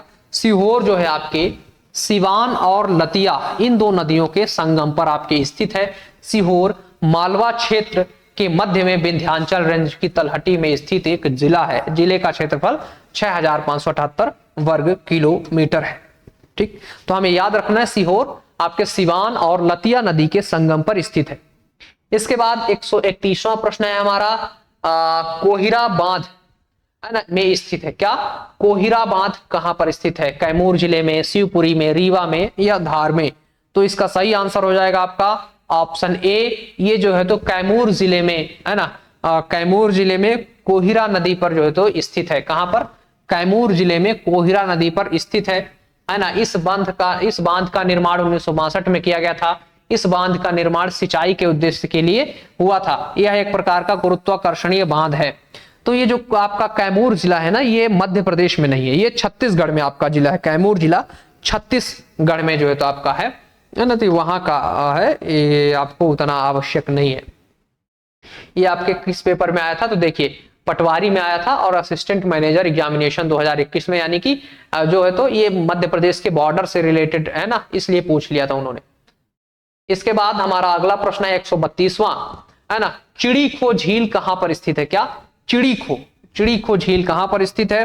तो इसका आंसर हो जाएगा आपके ऑप्शन डी। चिड़ीखो झील नरसिंहगढ़ मध्य प्रदेश में स्थित है। कहां पर? नरसिंहगढ़ में जो है तो आपके स्थित है। यह झील नरसिंहगढ़ वन्यजीव अभयारण्य के केंद्र में स्थित है, जो पर्यटकों के आकर्षण का केंद्र है। चिड़ीखो झील आपके नरसिंहगढ़ में। इसके बाद 133वां प्रश्न है हमारा, पूर्व भोपाल राज्य का पहला सिंचाई टैंक। क्या? पूर्वी भोपाल है ना, पूर्व भोपाल राज्य का पहला आपका सिंचाई टैंक पलकमती है ना, पलकमती जो है तो कहां पर स्थित है? तो ये आपका शाहपुरा, भोपाल, उमरिया, रायसेन। तो ऑप्शन ए रायसेन में जो है तो आपका स्थित है। कहां पर है ये? आपके रायसेन में पलकमती डैम जो है आपका स्थित है। ऑप्शन ए है ना, पूर्व भोपाल राज्य का प्रथम सिंचाई टैंक पलकमती रायसेन में स्थित है। इसका निर्माण 1933 में किया गया था, जबकि दूसरा टैंक आपका ये याद रखें आप लोग, दूसरा टैंक बालाघाट में 1936 में बनाया गया। कब? 1936 में बालाघाट में बनाया गया था। मध्य प्रदेश में सर्वाधिक सिंचाई कुआं और नलकूप से होती है। क्या? मध्य प्रदेश में सर्वाधिक सिंचाई जो है आपके कुआं और नलकूप से होती है। मध्य प्रदेश का जल संसाधन विभाग की स्थापना 1956 में की गई थी। आपका जो मालवा रीजन है, यहाँ पर आपके कुएं और नलकूप से ज्यादा सिंचाई होती है। बालाघाट के आसपास के एरिया में जो तो आपके तालाबों से सिंचाई होती है ना। इसके बाद अगला प्रश्न है यहाँ पर हमारा 134वां प्रश्न। क्या है? गुना में मल्हारगढ़ किले में स्थित बावड़ी है ना, स्टेप बेल का नाम बताइए। गुना में मल्हारगढ़ किले में स्थित एक बावड़ी है, उसका नाम बताना है हमें। उस बावड़ी का आखिर नाम क्या है? तो उसका नाम है यहाँ पर ऑप्शन आपका कौन सा सही हो जाएगा? ऑप्शन डी, दोयाला बावड़ी। क्या नाम है उसका? दोयाला बावड़ी। ये कहां पर है आपके? तो मल्हारगढ़ के किले में निर्मित है। कहां? मल्हारगढ़ के किले में निर्मित है और यह मध्य प्रदेश के गुना जिले में स्थित है। कहां पर? मध्य प्रदेश के गुना जिले में मल्हारगढ़ का किला है आपका, और वहां पर आपके दोयाला बावड़ी आपकी स्थित है। इसके आसपास देवियों के लिए आवासीय कक्ष निर्मित हैं। उल्लेखनीय है कि बावड़ी सीढ़ीदार कुओं या तालाबों को कहते हैं। मतलब ऐसी कोई कुआं, बहुत गहरी कुआं बनाई जाए जिसमें सीढ़ियां लगी हो, उसको बावड़ी के नाम से जो है तो जानते हैं। इसके जल का सीढ़ियों के माध्यम से ही पहुंचा जा सकता है। इसके बाद हमारा अगला प्रश्न 135वां प्रश्न है, झाबुआ जिले की दक्षिणी सीमा से निम्नलिखित में से कौन सी नदी निकलती है? क्या? जो आपका झाबुआ जिला है उसके दक्षिणी सीमा से कौन सी नदी आपकी यहां पर आपके प्रवाहित होती है? क्या पूछ रहे हैं? जो झाबुआ जिला के दक्षिणी सीमा से कौन सी नदी प्रवाहित होती है? तो यहां पर ताप्ती है ना, काली सिंध है, तवा है और नर्मदा। तो ये दोनों तो खारिज हो गई आपकी। आप कौन सी बची? नर्मदा बची और ताप्ती बची। तो आप लोग कमेंट बॉक्स में हमें बताइए। हमने आपको यहाँ पर क्या दिया है? 50-50 ऑप्शन दिया है आपको, है ना, कौन बनेगा करोड़पति का। 50-50 यहाँ पर दिया है। आप लोग हमें बताइए इसमें से कौन सा सही होगा। तो इसका आंसर है आपके ऑप्शन बी, झाबुआ जिले की दक्षिणी सीमा से नर्मदा नदी निकलती है। कौन सी नदी निकलती है? झाबुआ जिले के दक्षिणी सीमा से नर्मदा नदी निकलती है आपके। ठीक, बाकी जो इसका और 1312 किलोमीटर, पांचवी सबसे बड़ी थी, ये तो मैं पहले ही आपको बता चुका। इसके बाद हमारा 136वां प्रश्न है, कौन सी नदी रीवा में पूर्वा झरने का निर्माण करती है? मध्य प्रदेश का जो रीवा जिला है वहां पे 3-4 महत्वपूर्ण आपके जलप्रपात हैं, जैसे आपका चचई जलप्रपात है ना, और आपका इसके अलावा जो पूर्वा वाटरफॉल है, और इसके अलावा और बहुती है, चचाई है, ये सभी जलप्रपात हैं आपके। तो ये पूछ रहा है कि कौन सी नदी रीवा में पूर्वा झरने का निर्माण करती है, पूर्वा जलप्रपात का निर्माण करती है? तो यहां पर इसका आंसर हो जाएगा आपके विपुल पार्वती तमस, है ना। तो यहां पर इसका जो निर्माण करती है उस नदी का आपका ऑप्शन है यहां पर आंसर ए, तमस या टोन्स, है ना। तमस नदी को टोन्स नदी के नाम से भी आपके जाना जाता है, तो आंसर हो जाएगा ऑप्शन ए, तमस नदी। और तमस नदी को टोन्स नदी के नाम से भी आपके जाना जाता है। टोन्स परियोजना आपके रीवा जिले में यहाँ पर जो है आपके स्थित है, और यहाँ पर तमस नदी को टोन्स नदी के नाम से जाना जाता है। रीवा पठार से, है ना, उत्तर की ओर बहते हुए 70 मीटर का ऊर्ध्वाधर जलप्रपात का निर्माण करती है। इस प्रपात को पूर्वा जलप्रपात के नाम से जाना जाता है। पूर्वा जलप्रपात भारतीय राज्य मध्य प्रदेश के रीवा जिले में स्थित है ना। ये कहां पर है? आपके रीवा जिले में स्थित है। इसके बाद 137वां प्रश्न है हमारा, सिंध और बेतवा नदियों के बीच स्थित है ना। कौन सा जो है तो आपका जिला सिंध और बेतवा नदी के मध्य में स्थित है? तो इसका जो है तो आंसर आपका हो जाएगा ऑप्शन सी, अशोकनगर। सिंध नदी जो है आपके, है ना, सिंध नदी अशोकनगर के पश्चिम में प्रवाहित होती है। इधर से आपका सिंध नदी जाती है और इधर से आपके जो है तो बेतवा नदी प्रवाहित होती है। बेतवा रायसेन के कुम्हरा गांव से जो है तो आपके निकलती है। तो अशोकनगर के बीच में ये अशोकनगर इन दोनों नदियों के जो है तो आपके बीच में पड़ता है ना। अशोकनगर जनपद मध्य प्रदेश, है ना, सिंध और बेतवा नदियों के बीच में स्थित है। सिंध नदी अशोकनगर जिले की पश्चिमी सीमा के साथ बहने वाली मुख्य नदी है। अशोकनगर जिले की सीमा पूर्व एवं उत्तर की सीमा से लगती है। अशोकनगर अपनी अनाज मंडी और गेहूं का एक प्रकार का गेहूं के लिए गयाहू एक प्रकार के गेहूं के लिए जाना जाता है अशोकनगर, है ना। इसके लिए और चंदेरी के लिए भी जाना जाता है। अशोकनगर में चंदेरी आपका स्थित है, चंदेरी साड़ी, और वो ऐतिहासिक है ना आपके स्थल के रूप में चंदेरी जाना जाता है। अगला प्रश्न है हमारा आज का, वह नदी जो पूरब में बहते हुए मध्य प्रदेश से होकर गुजरती है, क्या वह नदी जो पूरब में, है ना, पूरब में बहते हुए मध्य प्रदेश से होकर गुजरती है और उड़ीसा के पास जाकर के बंगाल की खाड़ी में गिरती है? ये पूछ रहा है ऐसी कौन सी नदी है वो जो पूरब में बहते हुए मध्य प्रदेश से होकर गुजरती है और उड़ीसा के पास जाकर के बंगाल की खाड़ी में गिरती है? तो ना तो चंबल बंगाल की खाड़ी में गिरती है, ना तो क्षिप्रा गिरती है, और ना तो देनवा गिरती है। तो एक नदी बची, वो है महानदी, जो कि आपके ये छत्तीसगढ़ के बाद थोड़ा सा मध्य प्रदेश के इलाके से प्रवाहित होते हुए ये जाकर के कहां गिरती है? आपके ये गिरती है बंगाल की खाड़ी में। तो आंसर आपका ऑप्शन ए, है ना, महानदी। इसके बाद अगला प्रश्न है, यहां पर थोड़ा इसका एक्सप्लेनेशन देख लेते हैं। क्या है? महानदी जो पूर्व में बहते हुए मध्य प्रदेश से होकर गुजरती है और उड़ीसा के पास जाकर के बंगाल की खाड़ी में गिरती है। महानदी मध्य प्रदेश, छत्तीसगढ़ और उड़ीसा राज्य में होकर प्रवाहित होती है। उड़ीसा में इस पर जो है आपका हीराकुंड बांध भी बनाया गया है। महानदी पर सबसे लंबा बांध है हमारे यहाँ का हीराकुंड बांध, जो कि उड़ीसा में है, आपके महानदी पर बहती है। महानदी बेसिन उत्तर पश्चिम दक्षिण पूर्व में फैला है, जो भारत में पूर्वी तट पर स्थित गोंडवाना बेसिन के लंबवत है। यह एक अनुवर्ती नदी है जो छत्तीसगढ़ के रायपुर जिले के समीप अमरकंटक पठार से निकलती है। ये कहां से निकलती है महानदी? आपके रायपुर, है ना, छत्तीसगढ़, जो रायपुर है छत्तीसगढ़ का, वहां पर ये अमरकंटक पठार से निकलती है। ठीक, इस पर जो है आपकी कुछ परियोजनाएं हैं, जैसे कि मैंने बताया हीराकुंड परियोजना है जो उड़ीसा में है, टिकरापारा बांध है, इस पर बनाया गया है। इस नदी पर ये दो प्रमुख आपके बहुउद्देशीय परियोजनाएं हैं। इसके बाद आगे चलते हैं और हम बात करते हैं अगले प्रश्न की। 139वां प्रश्न हमारा, 139वां प्रश्न क्या है? कि गाथा जलप्रपात मध्य प्रदेश के किस जिले में स्थित है, यानी गाथा जलप्रपात मध्य प्रदेश के किस जिले में स्थित है, तो इसका आंसर हो जाएगा आपका ऑप्शन ए, गाथा जलप्रपात मध्य प्रदेश के पन्ना जिले में स्थित है। कहां पर स्थित है, तो मध्य प्रदेश के पन्ना जिले में आपका गाथा जलप्रपात स्थित है।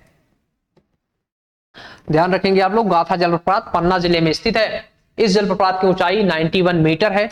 गाथा जलप्रपात मानसून के मौसम के समय बहता है। यह भारत का 36वां सबसे ऊंचा जलप्रपात है। तो हमें बस इतना याद रखना है कि ये जो है आपका पन्ना जिले में पड़ता है। ठीक, इसके बाद अगला प्रश्न है हमारा यहाँ पर 140वां प्रश्न, और इस प्रश्न की बात करें तो शौक नदी, क्या यहाँ पर सांक है ना, सांक नदी पर ताजा पानी जलाशय जो कि ग्वालियर के पास है, क्या ताजा पानी जलाशय, इसमें क्या ताजा पानी जलाशय जो कि ग्वालियर के पास है, तो इस पर कौन सा जो है तो आपका बांध बना हुआ है, ये हमें बताना है।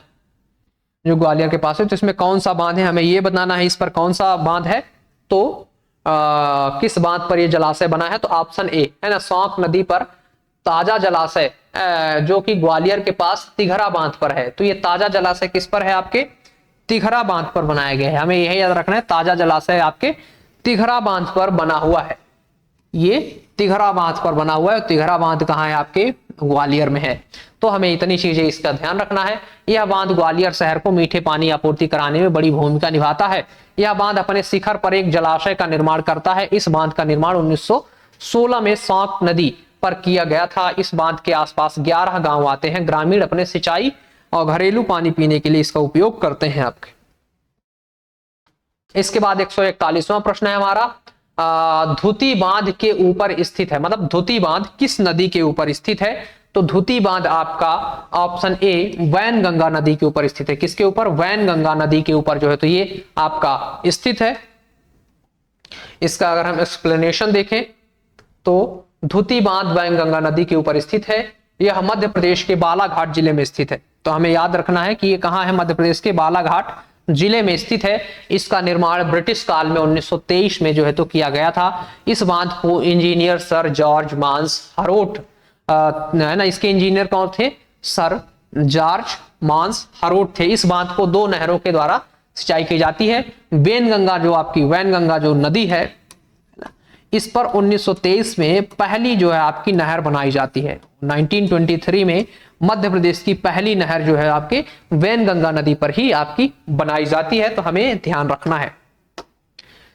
इसके बाद अगला प्रश्न है हमारा 142वां प्रश्न, क्या है, पचमढ़ी में अप्सरा फॉल, अप्सरा फॉल को भी कहा जाता है, यानी जो पचमढ़ी में आपका अप्सरा वाटरफॉल है, इसका और एक क्या नाम है, तो इसका अप्सरा फॉल का एक और नाम है यहां पर, कौन सा, तो इसका आपका ऑप्शन ए है ना, फॉल को फेयरी फॉल के नाम से जाना जाता है। क्या, फेयरी फॉल के नाम से भी यहां पर जाना जाता है, फेयरी फॉल भी कहा जाता है। पचमढ़ी होशंगाबाद जिले में स्थित एक हिल स्टेशन है। इसे वर्तमान में मध्य प्रदेश की ग्रीष्म राजधानी व मध्य प्रदेश की छत भी कहा जाता है। पचमढ़ी की खोज 1862 में, यह बहुत महत्वपूर्ण प्रश्न है, 1862 में कैप्टन जेम्स फोर्सिथ ने की थी। किसने फोर्सिथ या फोर्सिथ ने की थी। अप्सरा विहार प्राकृतिक रूप से बहुत ही सुंदर एवं छोटे झरने वाला पुल है। जो अप्सरा विहार है आपका, ये यहाँ पर छोटे झरने वाला पुल है। इस झरने को फेयरी पुल के नाम से जो है तो आपके जाना जाता है। अप्सरा विहार पांडव गुफा के पास स्थित है। आपको पता ही है कि पचमढ़ी में पांडव गुफा है, उसके पास में जो स्थित है। मध्य प्रदेश की सबसे ऊंची चोटी धूपगढ़ भी आपकी यहीं पर है, चोटी धूपगढ़ है। पचमढ़ी को 1999 में जैन आरक्षित क्षेत्र, जैव है ना, यहाँ पर जैन नहीं है, जैव है ना, जैव आरक्षित क्षेत्र घोषित किया गया है।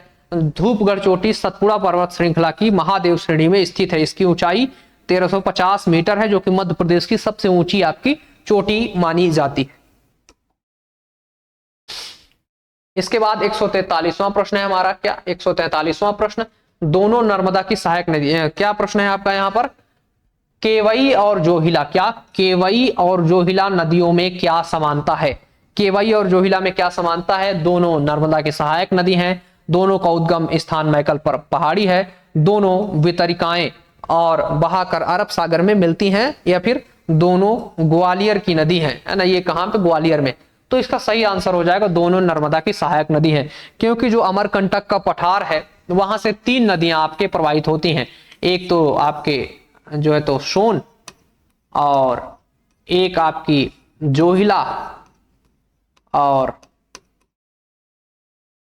और एक है आपकी नर्मदा। तो ये 3 नदियां, और इसी के पास से ही जो है आपकी केवई नदी भी जो है तो आपके प्रवाहित होती है। तो ये सभी नदियां आकर के जोहिला और जो है आपकी केवई, ये दोनों क्या करती हैं? नर्मदा नदी में मिल जाती हैं और इसकी सहायक नदियां बन जाती हैं। तो केवई और जोहिला दोनों नदियों को स्थल, सॉरी, ये जोहिला आपकी सोन नदी से मिलती है ना, यहाँ पर थोड़ा मिस्टेक हो गया, आप लोग इसको सही सुधार लीजिएगा। मैंने जो यहाँ पर बी ऑप्शन सही होगा, है ना, क्या बी ऑप्शन सही होगा? क्या कैवई और जोहिला दोनों नदियों का उद्गम स्थल मैकाल पहाड़ी है। ये दोनों कहाँ होती हैं? आपके मैकाल पहाड़ी से उद्गमित होती है। ये सही है ना। ये नर्मदा की दोनों सहायक नदियां नहीं, सही नहीं, क्योंकि जोहिला सोन की सहायक है। मैं थोड़ा सा कंफ्यूज, है ना, कई बार हो जाता है। तो जोहिला क्या है आपके? जोहिला जो है आपकी सोन की सहायक नदी है यहां पर। ठीक, तो दोनों नदियों का उद्गम स्थल मैकाल पहाड़ी है। इनका वास्तविक स्थल 100 किलोमीटर दूर ज्वालेश्वर में है। यह उमरिया जिले में होते हुए सोन नदी में मिल जाती है। क्या? उमरिया जिले में होते हुए सोन नदी में मिल जाती है। जैसा कभी मैंने बताया कि जोहिला जो है आपकी सोन की सहायक नदी है, मिल जाती है। जोहिला नदी में उमरिया जिले के मगठार में विशाल जोहिला बांध का निर्माण, है ना, बनाया गया है, जिसको Sanjay Gandhi super thermal power, है ना, प्लांट कहा जाता है, या फिर इसी को बिरसिंहपुर परियोजना, है ना, या फिर इसी को बिरसिंहपुर परियोजना के नाम से जाना जाता है। या तो संजय आपके Gandhi super thermal power plant बोलते हैं, या फिर इसी को आपके बिरसिंहपुर परियोजना के नाम से जानते हैं, है ना। इसकी स्थापना की गई Sanjay Gandhi super thermal power plant को मार्च 1993 में जो है तो चालू किया गया। तो हमें ध्यान रखना है, इसी को हम बिरसिंहपुर परियोजना के नाम से जानते हैं। ठीक, इसको हम किस नाम से जानते हैं? बिरसिंहपुर परियोजना के नाम से जानते हैं। इसके बाद अगला प्रश्न है हमारा यहां पर 144वां प्रश्न। पगारा बांध इस जगह में स्थित है, यानी कि पगारा बांध आपका कहां पर है? तो पगारा बांध जो है आपके मध्य प्रदेश में, ये ऑप्शन ए ग्वालियर, है ना, कहां पर है? आपके ग्वालियर में है। तो हमें याद रखना है पगारा बांध कहां है? ग्वालियर में है। और यहीं पर आपके तिघरा बांध भी है और पहसारी बांध भी है। अभी हमने चर्चा किया था ना, तिघरा बांध और पहसारी बांध दोनों ग्वालियर में है, और आपका पगारा बांध भी ग्वालियर में है। यह परियोजना ग्वालियर और मुरैना की संयुक्त परियोजना है। इस बांध को 1927 में निर्मित कराया गया था। पगारा बांध सिंचाई परियोजना का प्रथम बृहद उदाहरण है ना, पहला सिंचाई परियोजना का प्रथम बृहद उदाहरण है। इसके अतिरिक्त 1940-44 के मध्य साक आसन परियोजना, है ना, क्राकेतो, हर्षी एवं तिघरा बांध भी यहां पर जो है आपके बनाया गया था। अभी हमने सौक नदी पढ़ा था ना, उसी पे ही आपकी सौक परियोजना है। इसके बाद 145वां प्रश्न है हमारा, नर्मदा नदी पर निर्मित 30 बड़े बांधों की श्रृंखला में से कौन सा बांध पहले पूर्ण हुआ बांधों में से एक है? यानी कि जो 30 उस पे बांध बनाए गए उनमें ऐसा कौन सा बांध है जो सबसे पहले पूर्ण हुआ, यानी कि सबसे पहले बनकर के तैयार हो गया? तो यहां पर आपका ऑप्शन बी, है ना, 30 बड़े बांधों में जो पहला बांध तैयार हुआ था वो बरगी बांध तैयार हुआ था। कौन सा? आपका पहला जो बांध तैयार हुआ वो बरगी बांध जो है तो आपका तैयार हुआ था। ये आपके कहां पर है? तो ये जबलपुर में है। कहां पर? जबलपुर में है। और इसी को रानी अवंतीबाई परियोजना के नाम से भी जाना जाता है। किस नाम से? रानी अवंतीबाई परियोजना के नाम से जाना जाता है। बरगी बांध से बरगी व्यापवर्तन परियोजना और रानी अवंतीबाई लोधी सागर दो प्रमुख सिंचाई परियोजनाएं यहां पर विकसित की गई है। ठीक, इसके बाद अब अगला हमारा यहां पर प्रश्न है 146वां प्रश्न। इंद्रावती की घाटी है ना, इंद्रावती की घाटी में नदी है, मतलब इंद्रावती जो घाटी है आपके, उसमें कौन सी नदी आपके प्रवाहित होती है? तो इंद्रावती घाटी में आपकी नदी की बात करें तो यहां पर ऑप्शन सी, है ना, गोदावरी नदी आपकी प्रवाहित होती है। इंद्रावती घाटी आपकी कहां पर है? छत्तीसगढ़ में है ना, वहां पर आपके गोदावरी नदी जो है तो आपकी प्रवाहित होती है। तो हमें यहां पर ऑप्शन सी याद रखना है, गोदावरी नदी। इंद्रावती नदी गोदावरी की सहायक नदी है, जिसका उद्गम स्थल उड़ीसा के कालाहांडी जिले के रामपुर धोयामूल में है। और यहां पर मैंने क्या, इंद्रावती जो है तो मैंने बताया आपको छत्तीसगढ़ में, सॉरी ये उड़ीसा में है। कहां पर है आपके, उड़ीसा,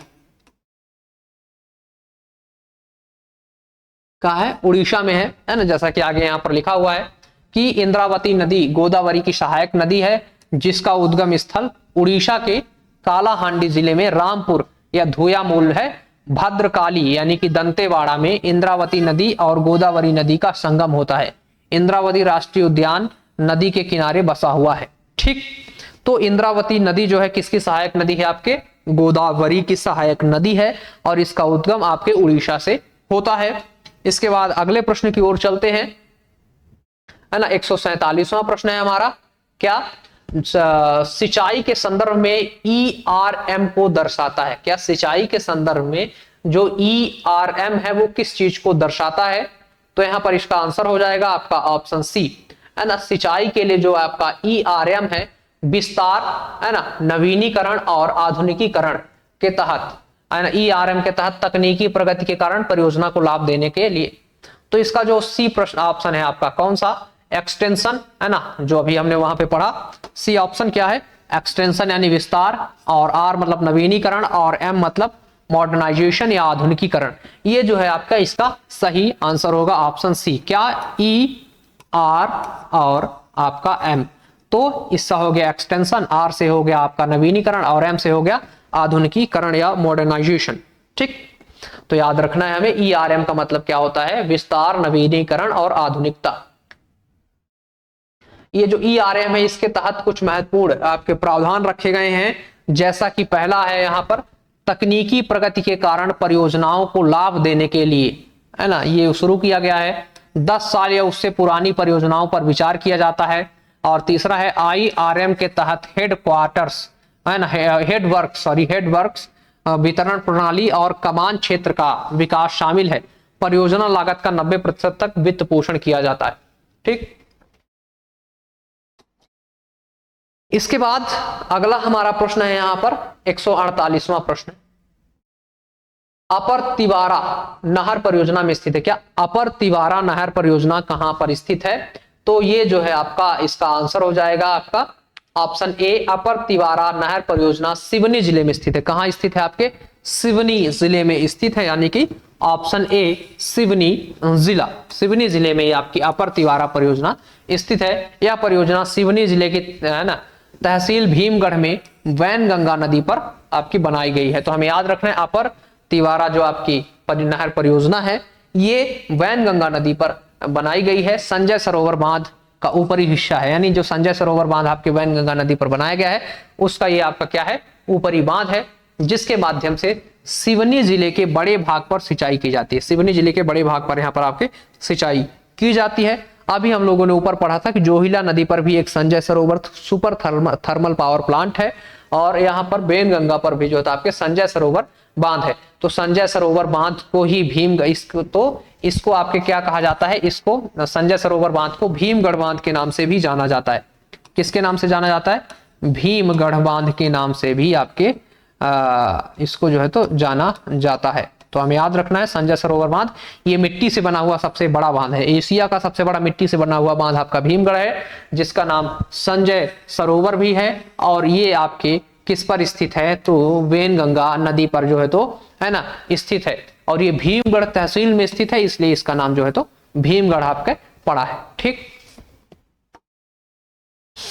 इसके बाद आगे चलते हैं और अगला प्रश्न है 149वां प्रश्न हमारा, नर्मदा एक अलग जल निकासी पैटर्न को दर्शाती है। नर्मदा जो है एक अलग जल निकासी पैटर्न को दर्शाती है, क्यों, यह एक दरार घाटी से होकर गुजरती है, क्या इसलिए। दूसरा है यह पश्चिम की ओर बहती है, क्या इसलिए। तीसरा है यह भी कई सहायक नदियों के पास नहीं है, क्या यह भी कई सहायक नदियों के पास नहीं है। It does not have to, इसके पास कई सारी सहायक नदियां नहीं है, ऐसा होना चाहिए था, नहीं है। या फिर यह एक छोटी नदी है इसलिए। तो ये क्यों जो है तो आपका एक अलग जल निकासी पैटर्न दर्शाती है, तो इसका आंसर हो जाएगा ऑप्शन ए, क्योंकि ये दरारी, है ना, क्या है आपके, क्योंकि ये जो है आपके दो उससे पर्वतों के बीच में, पर्वत श्रृंखलाओं के बीच में, यानी कि एक दरारी घाटी यानी कि रिफ्ट वैली से प्रवाहित होती है। किससे? एक रिफ्ट वैली या दरारी घाटी से प्रवाहित होती है, इसलिए अलग निकासी पैटर्न जो है तो दर्शाती है। ये दरारी घाटी कैसे? तो जैसे कि इसमें आपको दक्षिण साइड देखेंगे तो यहाँ पे सतपुड़ा पर्वत होगा आपका, ठीक, और आप जब उत्तर साइड देखेंगे तो यहां पर आपको विंध्याचल पर्वत दिखाई देगा, और इनके दोनों के बीच में आपकी नर्मदा नदी प्रवाहित होती है। तो ये आपके दरारी घाटी या रिफ्ट वैली में जो है तो आपके क्या होती है? प्रवाहित होती है। इसलिए ये एक अलग जल निकासी पैटर्न जो है तो आपके दर्शाती है।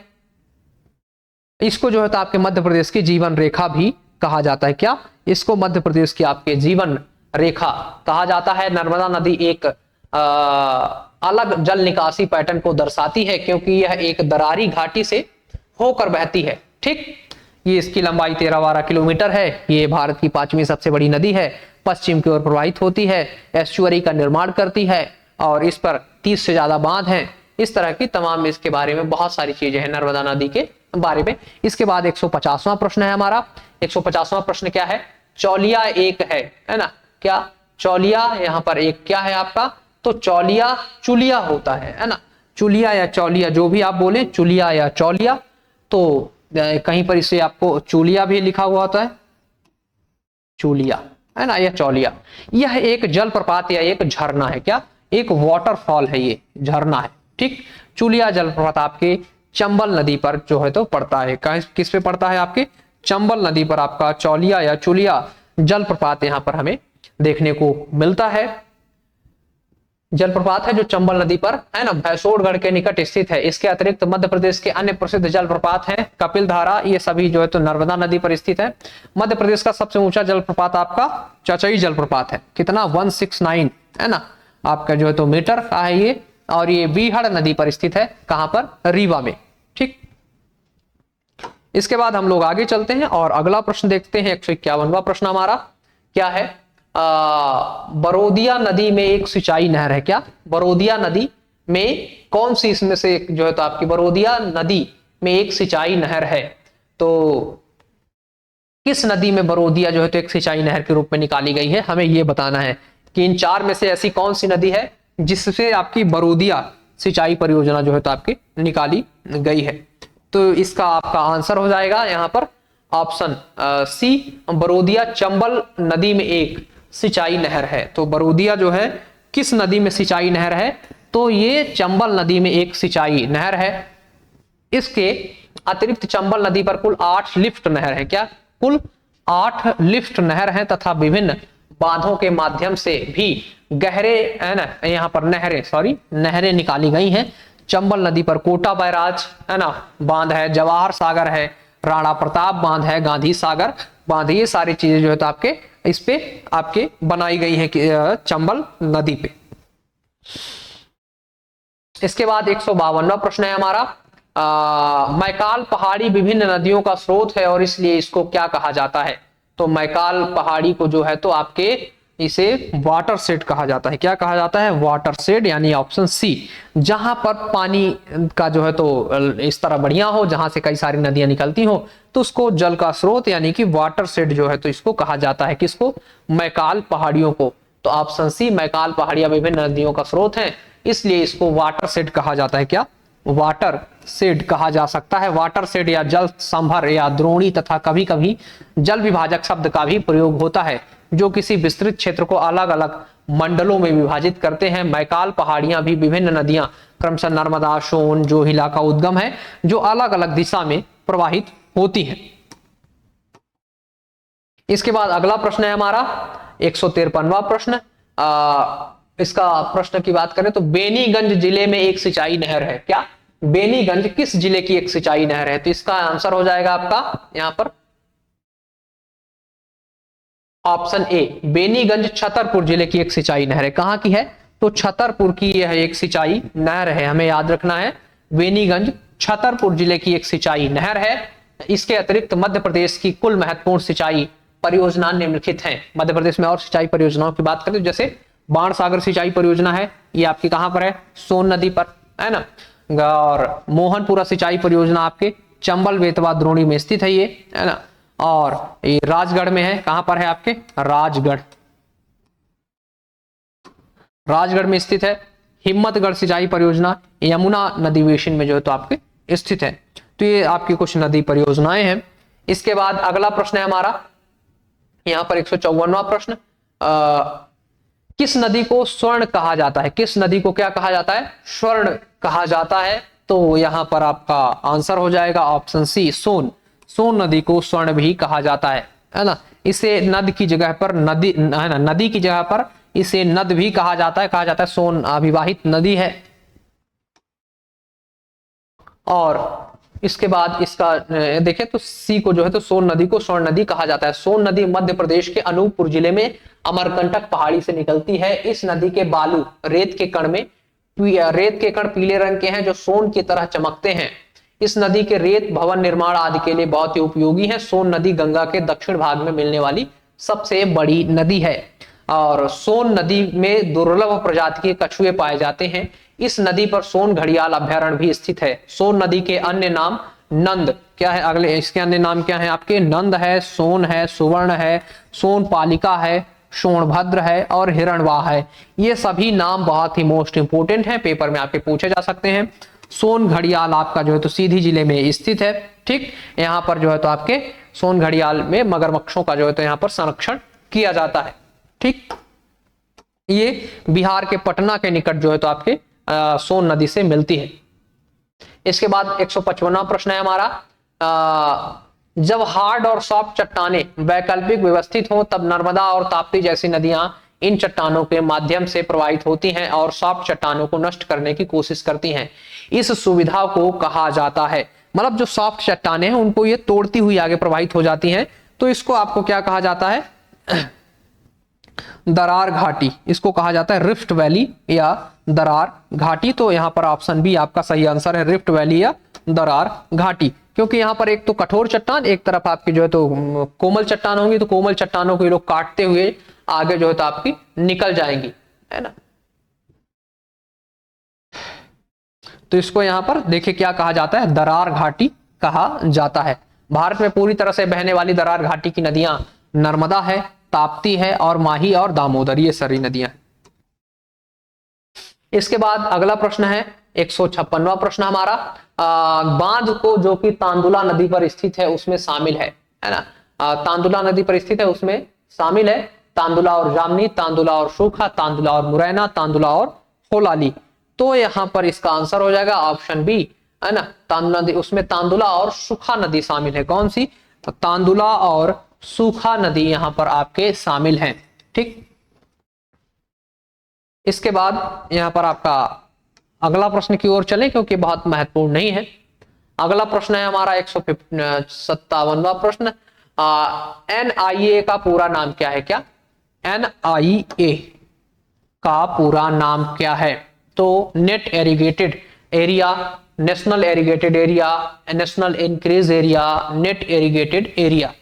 तो इसका आपका हो जाएगा जो है तो answer option A, net irrigated area, यानी कि कुल सिंचित जो क्षेत्र है आपका उसको इसके अंतर्गत रखा जाता है। किसको, नेट एरिगेटेड एरिया को इसके अंतर्गत आपके रखा जाता है।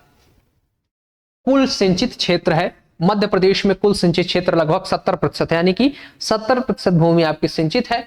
प्रधानमंत्री कृषि सिंचाई योजना 1 जुलाई 2015 से प्रारंभ की गई थी, इसको हमें याद रखना है, 1 जुलाई 2015 से शुरू की गई थी। और इसका मुख्य उद्देश्य मृदा एवं जल संरक्षण व संवर्धन के माध्यम से वर्षा आधारित कृषि क्षेत्र में सुरक्षात्मक सिंचाई सुविधा उपलब्ध कराकर कृषि भूमि की उत्पादकता में वृद्धि करना है आपके। इसके बाद अगला प्रश्न है 158वां प्रश्न हमारा, जामनी नदी कहां पर उत्पन्न होती है। ये पूछ रहा है कि जो आपकी जामनी नदी है वो कहां से उद्गमित होती है। तो जामनी नदी जो है आपके, ये ऑप्शन ए सागर जिले से उत्पन्न होती है। सागर जिले में इसका उद्गम स्थल है। कहां है जामनी नदी का उद्गम स्थल, तो जामनी नदी का उद्गम स्थल आपके सागर जिले में है।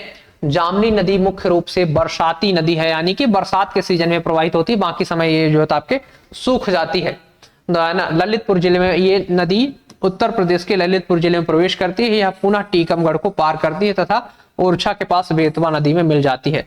तो इस तरीके से जामनी नदी जो है सागर से उद्गमित होती है और ये बेतवा की जो है तो आपकी सहायक नदी बन जाती है। इसके बाद 159वां प्रश्न है हमारा, एक गहरा चैनल जिसके माध्यम से नर्मदा और ताप्ती समुद्र में मिलती हैं उसे क्या कहते हैं। ये लोग एक गहरा चैनल बनाती हैं, उसके तहत जो है तो ये आपके नर्मदा और काहे में मिलती हैं, सॉरी बंगाल की खाड़ी में जो है तो, अरे यार, एक गहरा चैनल है ना जिसके माध्यम से ये क्या है नर्मदा और ताप्ती समुद्र में मिलती हैं, वो कहा जाता है। तो उसको यहाँ पर आपके ऑप्शन डी एस्चुअरी या मुहाना, क्या एस्चुअरी या मुहाना जो है तो इसको कहा जाता है। जैसे जो बंगाल की खाड़ी में नदियां मिलती हैं वो आपका डेल्टा बनाती हैं, क्या वो डेल्टा बनाती हैं, और जो नदियां अरब सागर वाले भाग में मिलती हैं वो आपका एस्चुअरी का निर्माण करती हैं। जैसे आपकी नर्मदा और ताप्ती हो गई, और डेल्टा की बात करें तो गंगा और ब्रह्मपुत्र का डेल्टा हो गया। तो इस तरीके से इसके बाद अगला 160वां प्रश्न है हमारा, ये तो वही चीज है जो अभी हमने ऊपर चर्चा किया। 160वां प्रश्न है हमारा यहाँ पर, मध्य प्रदेश और उत्तर प्रदेश के बीच एक सीमा बनाने वाली नदी है, यानी कि मध्य प्रदेश और उत्तर प्रदेश के बीच में इनमें से कौन सी नदी जो है तो आपकी सीमा बनाती है। तो यहां पर आपका ऑप्शन ए है ना, जामनी नदी है। कौन सी, ऑप्शन ए जो है तो सीमा बनाने वाली नदी कौन सी है आपकी, जामनी नदी है जो कि सीमा बनाती है। चंबल मध्य प्रदेश और राजस्थान के बीच में बनाती है। यहाँ पर आपके जामनी नदी ललितपुर के पास मदनपुर गांव से निकलती है तथा टीकमगढ़ जिले में प्रवाहित होते हुए ओरछा के पास बेतवा नदी में मिल जाती है, और ये जो है तो आपके क्या बनाती है, दोनों के बीच में आपका उत्तर प्रदेश और मध्य प्रदेश के बीच में सीमा रेखा का निर्माण करती है। इसके बाद 161वां प्रश्न है हमारा, कुंवारी है ना, कुंवारी क्या है आपकी, तो ये आपकी एक नदी है ना, जो कि किसकी सहायक नदी है यहाँ पर, तो ऑप्शन ए सही है, सिंध की सहायक नदी है। तो इसका सही उत्तर हो जाएगा आपका ऑप्शन ए है ना, ये आपके जो सिंध नदी है उसकी सहायक नदी है कुंवारी नदी। कुंवारी नदी सिंध की सहायक नदी है। कुंवारी नदी शिवपुरी के पठार से निकलती है। कहां से निकलती है कुंवारी नदी, आपके शिवपुरी के पठार से निकलती है। यह मुरैना के पठार के जल विभाजक द्वारा चंबल तथा पूनो से अलग हो जाती है तथा चंबल नदी के समांतर बहती हुई सिंध में मिल जाती है। बेतवा नदी रायसेन के कुम्हरा गांव से निकलती है, और बेतवा नदी कहां से निकलती है, रायसेन के कुम्हरा गांव से, और उत्तर पूर्वी दिशा में बहते हुए यमुना में मिल जाती है। चंबल नदी इंदौर जिले के जाना पाव पहाड़ी से निकलती है। ये सभी नदियों के बारे में है ना। इसके बाद अगला प्रश्न है हमारा यहाँ पर 162वां प्रश्न। 162वें प्रश्न की चर्चा करें यहाँ पर, तो हलाली जलाशय जिस नदी पर है ना उसे पहले कहा जाता था, जो हलाली आपकी जलाशय है उस नदी को पहले क्या कहा जाता था, तो उसको पहले आपके थाल है ना, पहले थाल कहा जाता था। अभी जो उस पे परियोजना है उसको थाल जलाशय ही कहा जाता है, और जिसे सम्राट अशोक परियोजना के नाम से भी जाना जाता है। ठीक, इसके बाद आगे देखते हैं 100 हमारा जो है तो यहाँ पर वही चीज है ना। 163वां प्रश्न है हमारा, NBPCL से तात्पर्य क्या, NBPCL से आपका क्या तात्पर्य है, तो इसका आंसर हो जाएगा ऑप्शन ए। NBPCL से तात्पर्य है Narmada basin project company limited. NBCL मतलब होता है नर्मदा बेसिन प्रोजेक्ट, क्या Narmada basin project company limited से है। यह 27 अक्टूबर 2011 को निगमित एक सार्वजनिक उपक्रम है। निगमित एक सार्वजनिक उपक्रम है। इसे राज्य सरकार की कंपनी के रूप में वर्गीकृत किया गया है। क्या राज्य सरकार की कंपनी के रूप में वर्गीकृत किया गया है, और यह रजिस्ट्रार ऑफ कंपनी ग्वालियर में पंजीकृत है। ठीक, तो NBCL का NBPCL का नाम आपको याद रखना, नर्मदा बेसिन प्राइवेट लिमिटेड है। इसके बाद 164वां प्रश्न है हमारा, बेमेल युग्म पहचाने, मतलब कौन सा ऐसा युग्म है जो मिल नहीं रहा है, उसको आप यहाँ पर पहचानिए। तो रीवा गोविंदगढ़ है ना, तो ये मिल रहे हैं आपस में। हलाली रायसेन, ठीक, और सरदार सरोवर गुजरात, बिल्कुल, पगारा भोपाल है ना। तो अब यहाँ पर जो है तो आपका ये सही इसका जो है तो कौन सा है जो नहीं मिल रहा है आपस में, तो ऑप्शन डी है ना, जो पगारा है वो नहीं मिल रहा है, क्योंकि पगारा जो बांध है आपका ग्वालियर में। कहां पर है पगारा बांध, ग्वालियर में। तो जो पगारा और भोपाल का यहाँ पर है ये आपस में मिस मैच है। ठीक, पगारा आपका बांध मुरैना जिले में स्थित है और ग्वालियर में है। यह ग्वालियर और मुरैना की संयुक्त परियोजना है, इसलिए ये ग्वालियर और मुरैना दोनों में माना जाता है। यह बांध 1927 में निर्मित कराया गया था। पगारा बांध सिंचाई परियोजना का प्रथम बृहत उदाहरण है ना। पहली बार बहुत बड़ी जो आपकी सिंचाई परियोजना बनी गई वो पगारा ही है, क्योंकि इस कब बनाया गया था, 1927 में। ठीक, इसके बाद अगला प्रश्न है 165वां प्रश्न हमारा, वर्ष में बंजर सिंचाई परियोजना पूरी, यानी जो बंजर सिंचाई परियोजना है वो किस वर्ष में आपकी पूरी होती है। तो इसका आंसर है आपके ऑप्शन डी, गोदावरी नदी की सहायक नदी बंजर नदी पर वर्ष 1977 में योजना आयोग ने बालाघाट जिले में बंजर नदी मध्यम सिंचाई परियोजना की शुरुआत की थी। तो यानी कि ऑप्शन डी जो है आपका 1977, क्या 1977 में योजना आयोग ने बालाघाट जिले में बंजर नदी पर जो परियोजना की शुरुआत की। 2003 में बंजर परियोजना पूरी हुई, तो आंसर हो जाएगा क्या 2003। ठीक, 2003 में आपकी बंजर सिंचाई परियोजना जो पूरी होती है। वर्तमान में इस परियोजना से छत्तीसगढ़ के कवर्धा जिले की 485 हेक्टेयर तथा मध्य प्रदेश की 1443 हेक्टेयर भूमि बालाघाट जिले की लाभान्वित आपके यहाँ पर होती है। यानी कि मध्य प्रदेश और छत्तीसगढ़ दोनों जगह पे ये क्या करती है, सिंचाई सुविधा उपलब्ध करवाती है। तो हमें बंजर नदी या बंजर सिंचाई परियोजना जो है आपके कहां पर, आपके बालाघाट और छत्तीसगढ़ में सिंचाई की सुविधा उपलब्ध कराती है। और ये जो आपके बंजर नदी है ये किसकी सहायक नदी है, तो बंजर नदी गोदावरी की सहायक नदी है। इसके बाद 166वां प्रश्न है हमारा, बाघ सिंचाई परियोजना में नदी के द्रोणी को शामिल किया जाता है। मतलब जो बाघ सिंचाई परियोजना है उसके अंतर्गत कौन सी नदी द्रोणी जो है आपकी शामिल होती है। तो बाघ सिंचाई परियोजना के अंतर्गत यहाँ पर आपका ऑप्शन सी, बाघ वृहद सिंचाई परियोजना मध्य प्रदेश और महाराष्ट्र की संयुक्त परियोजना है, जो कि गोदावरी नदी की सहायक बाघ नदी पर स्थित है। तो ऑप्शन सी आपका हो जाएगा यहाँ पर सही आंसर, और वो नदी होगी गोदावरी, है ना। गोदावरी की सहायक बाघ नदी पर जो है तो आपकी स्थित है। ठीक, तो हमें यह ध्यान रखना है कि ये जो है आपका मध्य प्रदेश और महाराष्ट्र की संयुक्त परियोजना है। जो बाघ संयुक्त नदी परियोजना है ये मध्य प्रदेश और महाराष्ट्र की संयुक्त परियोजना है, जो कि गोदावरी की सहायक नदी है। ठीक, और बाघ परियोजना बाघ नदी पर ही आपकी स्थित है। इसके बाद 167वां प्रश्न है 167, हाल ही में एनबीडीए द्वारा जिला नरसिंहपुर में प्रस्तावित की गई परियोजना में से एक परियोजना है। एनबीडीए आपका जो है उसके द्वारा नरसिंहपुर जिले में जो परियोजना प्रस्तावित की गई उसमें से कौन सी परियोजना है। तो ऑप्शन बी है ना, एनबीडीए द्वारा नरसिंहपुर में चिंकी है ना सूक्ष्म सिंचाई परियोजना आपके प्रस्तावित की गई है। तो हमें याद रखना है कि चिंकी परियोजना कहां पर है, तो ये आपके नरसिंहपुर जिले में है, वहां पर सिंचाई परियोजना ये आपके ओपन सिंचाई परियोजना जो है तो प्रस्तावित है। सूक्ष्म सिंचाई के लिए किसानों को प्रेशर के साथ नहरी पानी मिलेगा और इस पानी को टपक सिंचाई और फवारा सिंचाई विधि के जरिए प्रयोग में लाया जा सकेगा। इस योजना के माध्यम से हर खेत को पानी के लक्ष्य को साकार किया जा सकेगा।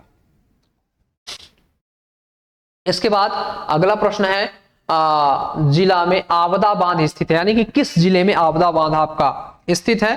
तो इसका सही आंसर हो जाएगा ऑप्शन बी, श्योपुर। आवदा बांध कहां है आपका, श्योपुर में जो है तो आपका स्थित है। इसका एक्सप्लेनेशन देखें तो श्योपुर जिले में मध्यम सिंचाई परियोजना का एकमात्र आवदा बांध है। कुल 20 मीटर ऊंचे और 1158 मीटर लंबाई वाले इस बांध को 141 गांव और 9000 हेक्टेयर भूमि को सिंचित पानी प्राप्त होता है। तो हमें याद रखना है श्योपुर जिले में आवदा बांध है आपका। इसके बाद 169वां प्रश्न है, माता टीला बांध किस नदी पर स्थित है आपके, है ना, केन, बेतवा, ताप्ती या नर्मदा। तो माता टीला बांध जो है आपके ऑप्शन डी है ना सही होगा इसका, और ये किस नदी पर, तो बेतवा नदी पर स्थित है। माता टीला बांध आपका जो है तो बेतवा नदी पर स्थित है। बेतवा नदी पर कहां, ललितपुर, उत्तर प्रदेश का है ना, उत्तर प्रदेश तक जाती है बेतवा नदी आपकी, यमुना में मिलती है जाकर के। तो ये आपके ललितपुर जिले में स्थित है। इस बांध से 163.60 लाख घन मीटर पेयजल उपलब्ध होता है। इस परियोजना से झांसी, जालौन, हमीरपुर, ग्वालियर आपके लाभान्वित होते हैं। इसके बाद 170वां प्रश्न है, आपका प्रश्न है हमारा, रानी लक्ष्मीबाई राजघाट परियोजना किन किन राज्यों की संयुक्त परियोजना है। आपकी रानी लक्ष्मीबाई या राजघाट परियोजना किन दो राज्यों की संयुक्त परियोजना है? तो ये आपके मध्य प्रदेश और उत्तर प्रदेश की संयुक्त परियोजना है। ठीक, ये मध्य प्रदेश और उत्तर प्रदेश की संयुक्त परियोजना है, राजघाट परियोजना या रानी लक्ष्मीबाई परियोजना। ये बेतवा नदी पर आपकी स्थित है। किस नदी पर स्थित है? बेतवा नदी पर स्थित है। ठीक, और आप यहां पर देखें, जिले की बात करें तो ये भी आपके ललितपुर उत्तर प्रदेश में जो है बनाई गई है ना। यह बेतवा नदी पर 14 किलोमीटर चंदेरी मध्य प्रदेश और 22 किलोमीटर ललितपुर उत्तर प्रदेश में जो है आपकी यह परियोजना स्थित है, इसका विस्तार है। तो हमें याद रखना है, रानी लक्ष्मीबाई परियोजना को ही राजघाट परियोजना के नाम से जाना जाता है। रानी लक्ष्मीबाई परियोजना को ही राजघाट परियोजना के नाम से जाना जाता है और ये मध्य प्रदेश और उत्तर प्रदेश की संयुक्त परियोजना है और ये बेतवा नदी पर स्थित है। इसके बाद अगला प्रश्न है हमारा 171, रजत जलप्रपात कहां है? क्या रजत जलप्रपात आपका कहां पर है? तो रजत जलप्रपात आपका यहां बात करें तो इसका ऑप्शन डी, ये आपका मध्य प्रदेश के जो है तो पचमढ़ी में स्थित है। कहां पर स्थित है? ऑप्शन डी इसका सही आंसर है, पचमढ़ी, है ना। ये पचमढ़ी में स्थित है। चौथा ऊंचा झरना, ये मध्य प्रदेश का चौथा सबसे ऊंचा झरना है। इसे सतपुड़ा की रानी भी, यानी जो पचमढ़ी है आपको, उसको सतपुड़ा की रानी भी कहा जाता है। और रजत जलप्रपात से जब जलधारा ऊपर से गिरती है तो उसकी बूंदें नीचे गिरने पर चांदी की तरह लगती हैं, यही कारण है इसे रजत जलप्रपात कहा जाता है। तो आपको ध्यान देना है, जब ये बूंदें ऊपर से पानी की गिरती हैं तो कैसी लगती हैं? चांदी की तरह चमकती हैं ना। चांदी जैसा रंग है तेरा, क्या ना, सोने जैसे बाल। तो बस वही है कि इसका जो पानी कैसा दिखता है आपका, कि चमकता हुआ, है ना, और चांदी की तरह, इसलिए इसे रजत जलप्रपात आपके कहा जाता है। इसके बाद अगला प्रश्न है हमारा 172, है ना। बालाघाट जिले में नहलेसरा बांध, क्या नहलेसरा बांध का निर्माण किस नदी पर किया गया है? ये नलसेसा भी आपको कई जगह जो है तो नलसेसा बांध भी मिलेगा। तो नहलेसरा बांध निर्माण किस नदी पर किया गया है? तो इसका सही आंसर है ऑप्शन डी, बालाघाट। तो इस कहां पर है आपके नलसेसा या नहलेसरा बांध? ये है आपके बालाघाट जिले में। सिंचाई के उद्देश्य से 1960-65 में नहलेसरा बांध बनाया गया या निर्माण किया गया। ये किस नदी पर है? तो चंदन नदी पर है। हमें याद रखना है कहां है, बालाघाट जिले में, किस जिले और नदी पर है? तो चंदन नदी पर है। और नाम क्या है? तो यहां पर नहलेसरा बांध है। ठीक, इसके बाद अगला प्रश्न है हमारा यहां पर 173वां प्रश्न, और प्रश्न है जून 2018 में मध्य प्रदेश, क्या जून 2018 में आपका मध्य प्रदेश, उत्तर प्रदेश और बिहार के बीच जिस संयुक्त परियोजना उद्यम बांध परियोजना का आपका उद्घाटन किया गया था, उसका नाम बताइए। कब? जून 2018 में। तो यहां पर कहां कहां बात हो रही? मध्य प्रदेश, उत्तर प्रदेश और बिहार के बीच में संयुक्त उद्यम परियोजना 2018 में। तो इसका आपका आंसर है आपका ऑप्शन बी, है ना। जून 2018 में मध्य प्रदेश और बिहार के बीच बाण सागर बांध परियोजना का उद्घाटन आपके जो है तो किया गया था। किसका? बाण सागर परियोजना का उद्घाटन किया गया था। सोन नदी पर स्थित इस नहर परियोजना का मुख्य बांध मध्य प्रदेश के शहडोल जिले के देवलोन गांव में स्थित है। कहां पर? देवलोन गांव में जो है तो शहडोल के स्थित है ये, और सोन नदी पर ये बांध बनाया गया है। इसके बाद 174वां प्रश्न है, मध्य प्रदेश में पहला जलाभिषेक अभियान प्रारंभ किया गया था। मध्य प्रदेश में पहला जल अभिषेक अभियान कब प्रारंभ किया गया? तो ये आपका ऑप्शन सी इसका सही होगा। ये 2006 में प्रारंभ किया गया था। कब प्रारंभ किया गया था? 2006 में। और इसको मुख्यमंत्री शिवराज सिंह चौहान ने रतलाम जिले की जमानी नदी से जल अभिषेक अभियान की शुरुआत की थी 2006 में। तो वही जामनी नदी आपकी कहां पर है? ये आपके रतलाम जिले में, और यहां से इन्होंने जो है तो आपके शुरू किया था जल अभिषेक अभियान। इसके बाद अगला प्रश्न है 175वां प्रश्न हमारा, तवा जलाशय के निकट स्थित है। क्या तवा जलाशय के निकट आपका क्या स्थित है? तो जैसे कि पहला ऑप्शन है आपका सतपुड़ा राष्ट्रीय उद्यान और बोरी अभ्यारण्य, कोलार और हलाली, रानी अवंती बाई सागर सुक्ता और ब्यामा और वर्णा नदी। तो इसका आपका जो ऑप्शन ए है, सतपुड़ा राष्ट्रीय उद्यान और बोरी अभ्यारण्य, ये जो है आपके तवा जलाशय के निकट पे आपके स्थित है। और ये आपका कहां पड़ता है? तो ये आपका होशंगाबाद में पड़ता है। कहां? होशंगाबाद में जो है तो आपका पड़ता है ये। ठीक, इसके बाद यहाँ पर वही हमने जो बात की होशंगाबाद वही है।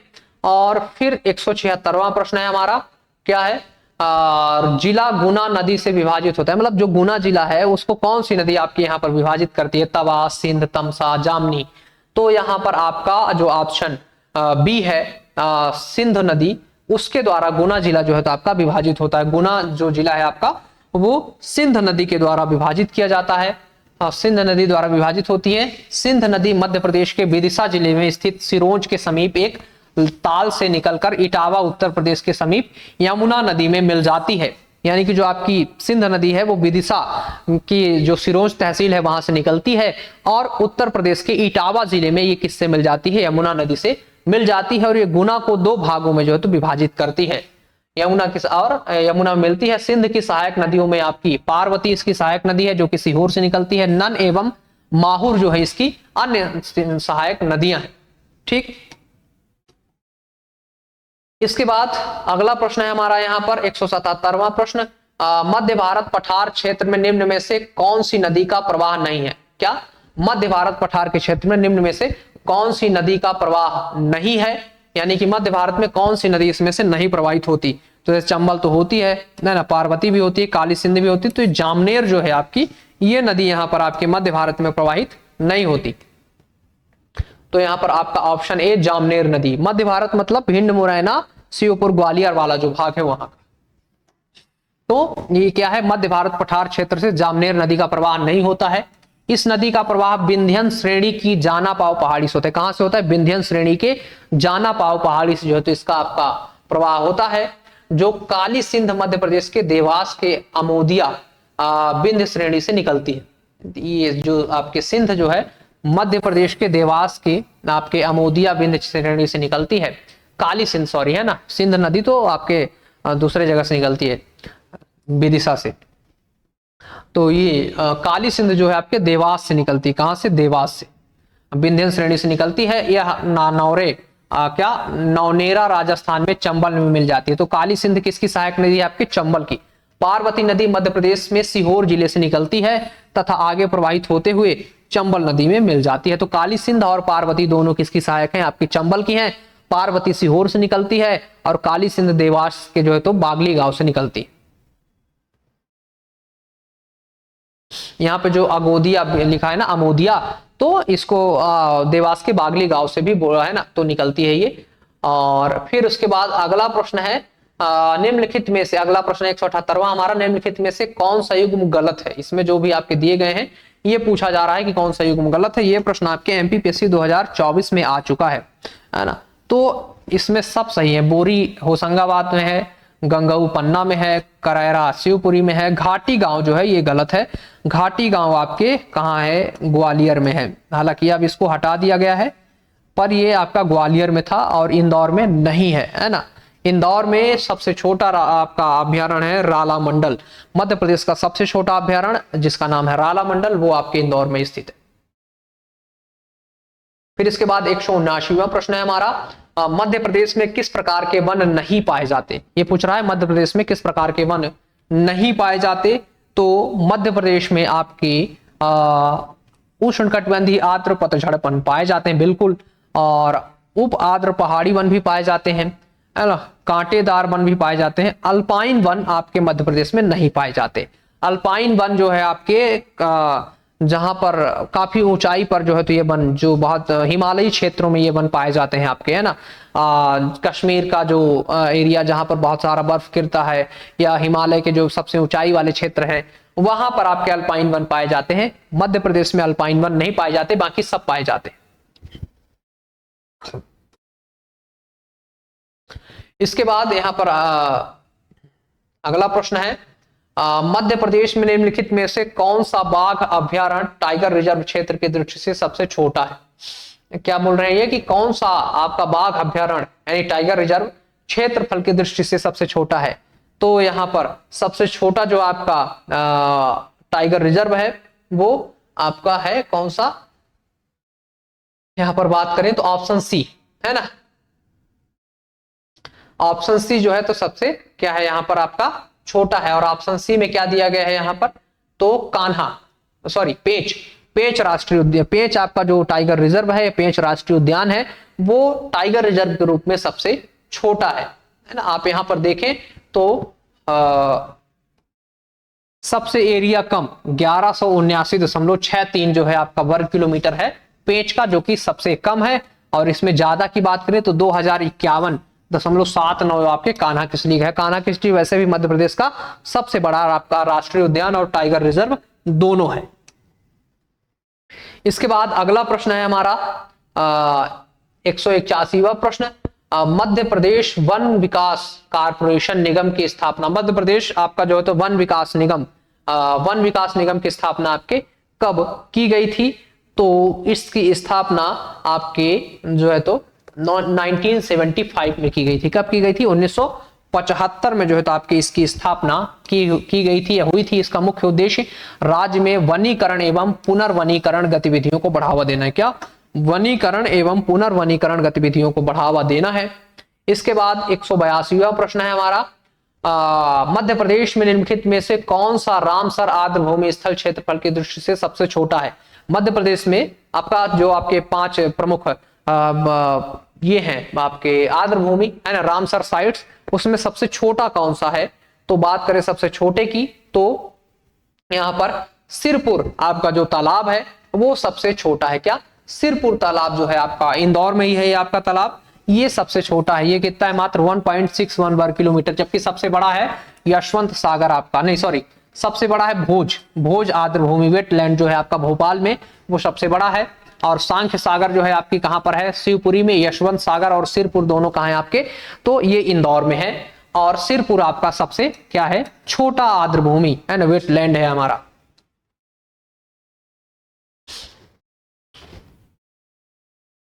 इसके बाद 183वां प्रश्न है हमारा, पन्ना राष्ट्रीय उद्यान में गिद्धों की विभिन्न प्रजातियां पाई जाती हैं। यानी पन्ना राष्ट्रीय उद्यान में गिद्ध की कितनी प्रजातियां आपकी पाई जाती हैं? तो इसका आंसर है आपका ऑप्शन डी, यहां पर 7 प्रजातियां पाई जाती हैं। कितनी प्रजातियां पाई जाती हैं आपके? तो 7 प्रजातियां पाई जाती हैं। वर्ष 1994 में केंद्र सरकार द्वारा इसे टाइगर रिजर्व घोषित किया गया था। 1994 में जो है तो आपके पन्ना राष्ट्रीय उद्यान को क्या किया गया था? टाइगर रिजर्व घोषित किया गया था। और ये राष्ट्रीय उद्यान कब बना था? तो 1981 में जो है तो ये आपका राष्ट्रीय उद्यान बना। इसका क्षेत्रफल कितना है? 543 वर्ग किलोमीटर है। 2011 में यूनेस्को ने इसे बायोस्फीयर रिजर्व है ना, जैव आरक्षित क्षेत्र के रूप में जो था यहां पर घोषित किया। कब? 2011 में। ठीक। इसके बाद 184वां प्रश्न है हमारा, निम्नलिखित में से किसे वर्ष 1999 में मध्य प्रदेश का पहला बायोस्फीयर रिजर्व घोषित किया गया था? तो पहला बायोस्फीयर रिजर्व जो है आपका मध्य प्रदेश का, ये घोषित हुआ option B, Satpura tiger reserve. क्या? सतपुड़ा टाइगर रिजर्व नर्मदा नदी के दक्षिण में स्थित सतपुड़ा पर्वतमाला के क्षेत्र में जैव विविधता से समृद्ध वन क्षेत्र है।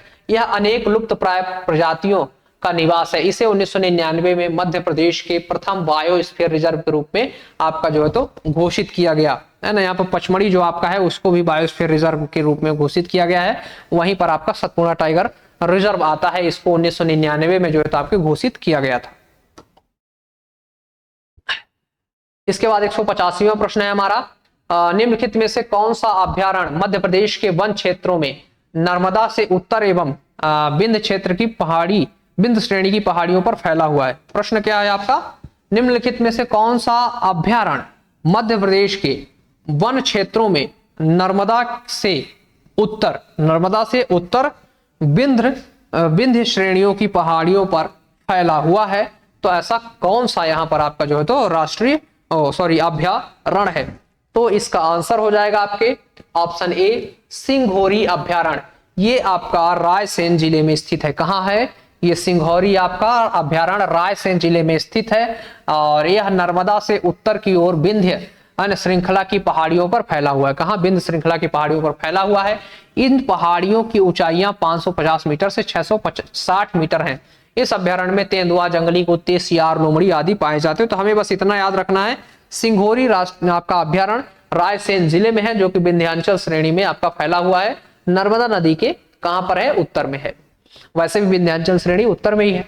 ठीक, इसके बाद हमारा 186वां प्रश्न है यहाँ, क्या है, वर्ष में किस वर्ष यानी कि, है ना, पेंच राष्ट्रीय उद्यान और पेंच अभ्यारण्य का नाम बदलकर क्रमशः इंदिरा प्रियदर्शनी, क्या ये पूछ रहा है कि आखिर किस वर्ष में, है ना, किस वर्ष में पेंच राष्ट्रीय उद्यान और पेंच अभ्यारण्य का नाम बदलकर क्रमशः इंदिरा प्रियदर्शनी पेंच राष्ट्रीय उद्यान और पेंच मोगली अभ्यारण्य कर दिया गया। तो इसका आंसर होगा आपके यहां पर ऑप्शन डी 1992 में, है ना, 19वें टाइगर रिजर्व के रूप में घोषित किया गया इसको। कब? 1992 में 19वें टाइगर रिजर्व के रूप में क्या किया गया, आपको घोषित किया गया। और 2002 में पेंच राष्ट्रीय उद्यान एवं पेंच अभ्यारण्य का नाम क्रमशः इंदिरा गांधी प्रियदर्शनी और है ना, इंदिरा प्रियदर्शनी पेंच राष्ट्रीय उद्यान और पेंच मोगली अभ्यारण्य घोषित किया गया। कब? 2002 में, यानी कि ऑप्शन डी आपका सही है, 2002। ये टीपी यानी टाइगर प्रोजेक्ट में कब शामिल हुआ? 19वां टाइगर प्रोजेक्ट कब बना? तो 1992 में ये आपका बना था।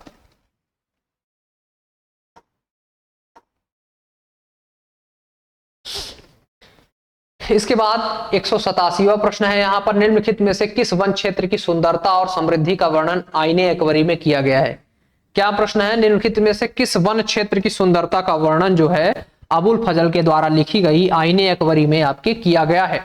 तो इसकी बात करें कि किसका किया है इन लोगों ने, तो इसका आंसर हो जाएगा आपका ऑप्शन बी, पेंच टाइगर रिजर्व मध्य प्रदेश, है ना।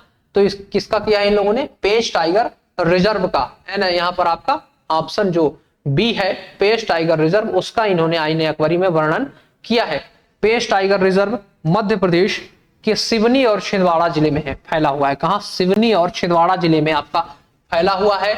इसके प्राकृतिक सौंदर्य एवं समृद्धि का वर्णन आईने अकबरी एवं अन्य पुस्तकों जैसे R.A. स्ट्रेंडल की सिवनी, है ना, सिवनी और camp life in the Satpura, Dunbar Brander की world wide animals of central India तथा रुडयार्ड किपलिंग के द जंगल बुक में भी वर्णन हमें इसका मिलता है। इसके बाद अगला प्रश्न है हमारा 188वां प्रश्न, मढ़ई जंगल, है ना, मढ़ई लिखा है, कहीं इसको मढ़ई भी मिलता है। तो चलिए हम मढ़ई आपका जंगल मध्य प्रदेश के निम्नलिखित जीव मंडलों में किसका एक हिस्सा है? तो ये आपका मढ़ई जो आपका जंगल है ये आपकी किसका हिस्सा है? तो ऑप्शन सी, मढ़ई जंगल वन आरक्षित वन का एक हिस्सा है और सतपुड़ा बायोस्फीयर रिजर्व प्रोजेक्ट के अभिन्न अंग के रूप में है। तो किसमें है ये आपके मढ़ई जंगल? सतपुड़ा, है ना, किसमें है आपका? तो ये सतपुड़ा टाइगर रिजर्व, सॉरी यहाँ पर सतपुड़ा बायोस्फीयर प्रोजेक्ट का एक अभिन्न अंग है। तो इसका ऑप्शन सी सही होगा, Satpura biosphere reserve. Satpura tiger reserve में स्तनधारियों की 52 प्रजातियां, 31 सरीसृप, 300 पक्षी प्रजातियों का घर है, इन जिनमें से 14 लुप्त प्राय प्रजातियां हैं। 2021 में मध्य प्रदेश में भारत में सर्वाधिक वन क्षेत्र बताया गया, जो भारत के कुल वन क्षेत्र का 11% हिस्सा था। इसके बाद अरुणाचल प्रदेश, उड़ीसा और महाराष्ट्र थे। 940 वर्ग किलोमीटर के क्षेत्रफल के साथ कान्हा राष्ट्रीय उद्यान मध्य प्रदेश का सबसे बड़ा राष्ट्रीय उद्यान है। ठीक, लेकिन जो जंगल हमारे यहाँ वन है उसमें इसका 2021 में 11% जो है तो हिस्सा था आपके सतपुड़ा टाइगर रिजर्व का। तो बस हमें तो ये याद रखना है कि मढ़ई जंगल किसके अंतर्गत आता है? सतपुड़ा टाइगर रिजर्व या सतपुड़ा राष्ट्रीय उद्यान के अंतर्गत वो आपका पाया जाता है। बाकी कोई चीज यहाँ पर आवश्यक नहीं है याद करना। इसके बाद 189वां प्रश्न है, मध्य प्रदेश में गैर कास्ट यानी कि नॉन टिम्बर वन उत्पादों के उत्पादन और संसाधन के लिए कौन सी नोडल एजेंसी है आपकी? तो इसका आंसर हो जाएगा यहाँ पर मध्य प्रदेश में मध्य प्रदेश राज्य माइनर वन प्रोड्यूस संघ गैर कास्ट नॉन टिम्बर वन उत्पादन और संसाधन के लिए नोडल एजेंसी है। क्या? मध्य प्रदेश राज्य माइनर वन प्रोड्यूस संघ। तो यहां पर ये हो जाएगा आपका मध्य प्रदेश राज्य माइनर वन प्रोड्यूस संघ, यानी कि ऑप्शन डी सही आंसर है इसका। क्या? ऑप्शन डी, मध्य प्रदेश राज्य माइनर वन प्रोड्यूस संघ। इसके बाद अगला प्रश्न है हमारा यहाँ पर 190वां प्रश्न, सरदारपुर अभ्यारण्य प्रबंधित किया जाता है ना, कि सुरक्षा के लिए है। इस सरदारपुर जो आपका अभ्यारण्य है किसके लिए, किसका संरक्षण यहाँ पर किया जाता है आपके? तो सरदारपुर में जो है तो आपके खरमोर पक्षी का यहाँ पर आपके संरक्षण किया जाता है। किसका किया जाता है सरदारपुर में? तो खरमोर पक्षी का संरक्षण किया जाता है। सरदारपुर अभ्यारण्य आपके धार में स्थित है। इसके बाद अगला प्रश्न है आपका यहाँ पर 151वां प्रश्न। तो 191 प्रश्न में बात करें, जिला डिंडोरी का हिस्सा है, मतलब डिंडोरी जिले में कौन सा यहाँ पर आपका अभ्यारण्य पड़ता है? तो इसका आंसर हो जाएगा आपका कौन सा राष्ट्रीय उद्यान है? तो जिला डिंडोरी के अंतर्गत कान्हा राष्ट्रीय उद्यान पड़ता है। तो जिला डिंडोरी में कौन सा? कान्हा राष्ट्रीय उद्यान, जो कि मंडला और डिंडोरी वाले भाग में आपका पड़ता है। और इसको जो है तो आपके इसकी स्थापना 1955 में की गई थी तथा इसे प्रोजेक्ट टाइगर के रूप में 1973 में सम्मिलित किया गया। किसे? आपके कान्हा किसली राष्ट्रीय उद्यान को 1973 में आपका जो है तो किसके अंतर्गत? प्रोजेक्ट टाइगर के अंतर्गत सम्मिलित किया गया। राष्ट्रीय जीवाश्म उद्यान यानी फॉसिल राष्ट्रीय उद्यान जो है आपका डिंडोरी जिले में स्थित है। जीवाश्म उद्यान आपका डिंडोरी जिले में स्थित है। इसके बाद हम लोग आगे चलते हैं और अगला प्रश्न देखते हैं हमारा 192वां प्रश्न। मध्य प्रदेश में अधिकांश साल और सागौन के पेड़ हैं। इन पेड़ों में निम्न में से कौन सी निकटतम विशेषताएं हैं? मतलब इन पेड़ों में ऐसी कौन सी विशेषता जो कि इन दोनों के निकट में हो? तो इसका आपका आंसर हो जाएगा ऑप्शन ए, है ना। ऑप्शन ए, उनके पत्ते बड़े होते हैं। ये दोनों में निकटताएं हैं। क्या इन दोनों में निकटता है कि इनके पत्ते क्या होते हैं? आपके बड़े होते हैं। मध्य प्रदेश में अधिकांश साल और सागौन के पेड़ हैं, उनके पत्ते बड़े होते हैं, इनमें आपकी समानताएं। साल हमारे यहाँ 4% के आसपास पाए जाते हैं, सागौन जो है तो 19.5 के आसपास यानी 20% के आसपास आपके सागौन, और साल जो है तो 4-4.5% के आसपास पाए जाते हैं। साल जो है आपके पूर्वी क्षेत्र में, मध्य प्रदेश के पूर्वी क्षेत्र में सबसे ज्यादा आपके पाए जाते हैं। सागौन जो है सबसे ज्यादा आपके होशंगाबाद की बोरी घाटी में पाया जाता है। इसके बाद 193वां हमारा प्रश्न है, मध्य प्रदेश को गर्व है क्योंकि उसके पास भारत का 10% टाइगर रिजर्व है, भारत का 50% टाइगर रिजर्व है, भारत का 25% टाइगर रिजर्व है, भारत के सभी टाइगर रिजर्व हैं। तो यहां पर जो है तो ऑप्शन सी आपका सही होगा। आपका 25% टाइगर रिजर्व है भारत के, मध्य प्रदेश के पास। कितने? आपके 25% टाइगर रिजर्व जो है तो हमारे पास हैं, इसलिए हमें जो है तो गर्व है। अब तो और बढ़ गया होगा क्योंकि 2 टाइगर रिजर्व हमारे यहाँ, एक राता पानी आपका बढ़ा है और एक तो रानी दुर्गावती, 2 टाइगर रिजर्व और बढ़ गए हैं, तो और एरिया अब तो बढ़ गई होगी। इसके बाद 194वां प्रश्न है हमारा, बड़े से छोटे आकार क्षेत्र के अनुसार निम्नलिखित राष्ट्रीय पार्कों को व्यवस्थित कीजिए। मतलब सबसे पहले आपको यहाँ पर बड़ा और फिर उसके बाद छोटा करते हैं यहाँ पर देखना है आकार के आधार पर। तो राष्ट्रीय पार्कों को व्यवस्थित करना है बड़े से छोटे को देखते हुए। तो यहाँ पर इसका आंसर हो जाएगा आपके ऑप्शन ए, मध्य प्रदेश के बड़े से छोटे आपके पार्क क्रमशः कान्हा। सबसे बड़ा कौन सा राष्ट्रीय उद्यान है आपका? कान्हा राष्ट्रीय उद्यान है ना, 940 वर्ग किलोमीटर, ये देखो। फिर उसके बाद बांधवगढ़, ये 624 वर्ग किलोमीटर, फिर पन्ना 448 वर्ग किलोमीटर। तो इस तरीके से 3 आपके कान्हा, बांधवगढ़ और पन्ना सबसे बड़े आपके क्रमशः बड़े से छोटे की ओर राष्ट्रीय उद्यान है, नेशनल पार्क है। इसके बाद 195वां प्रश्न है हमारा, एक जानवर जो कि मध्य प्रदेश में सभी अभ्यारण्यों और आपके अभ्यारण्य और कहां पर आपके और अभ्यारण्य और भंडार में पाया जाता है, जिसे बाघों का डर नहीं है। ये आपके अभ्यारण्य और राष्ट्रीय उद्यानों में जो तो ये आपका पाया जाता है, ये पूछा जा रहा है इसमें, है ना, कि अभ्यारण्य और रिजर्व, है ना, बायोस्फीयर रिजर्व में ये पाया जाता है। तो जिसे बाघों का डर नहीं है, तो ये आपका होता है ऑप्शन सी, चीतल, है ना।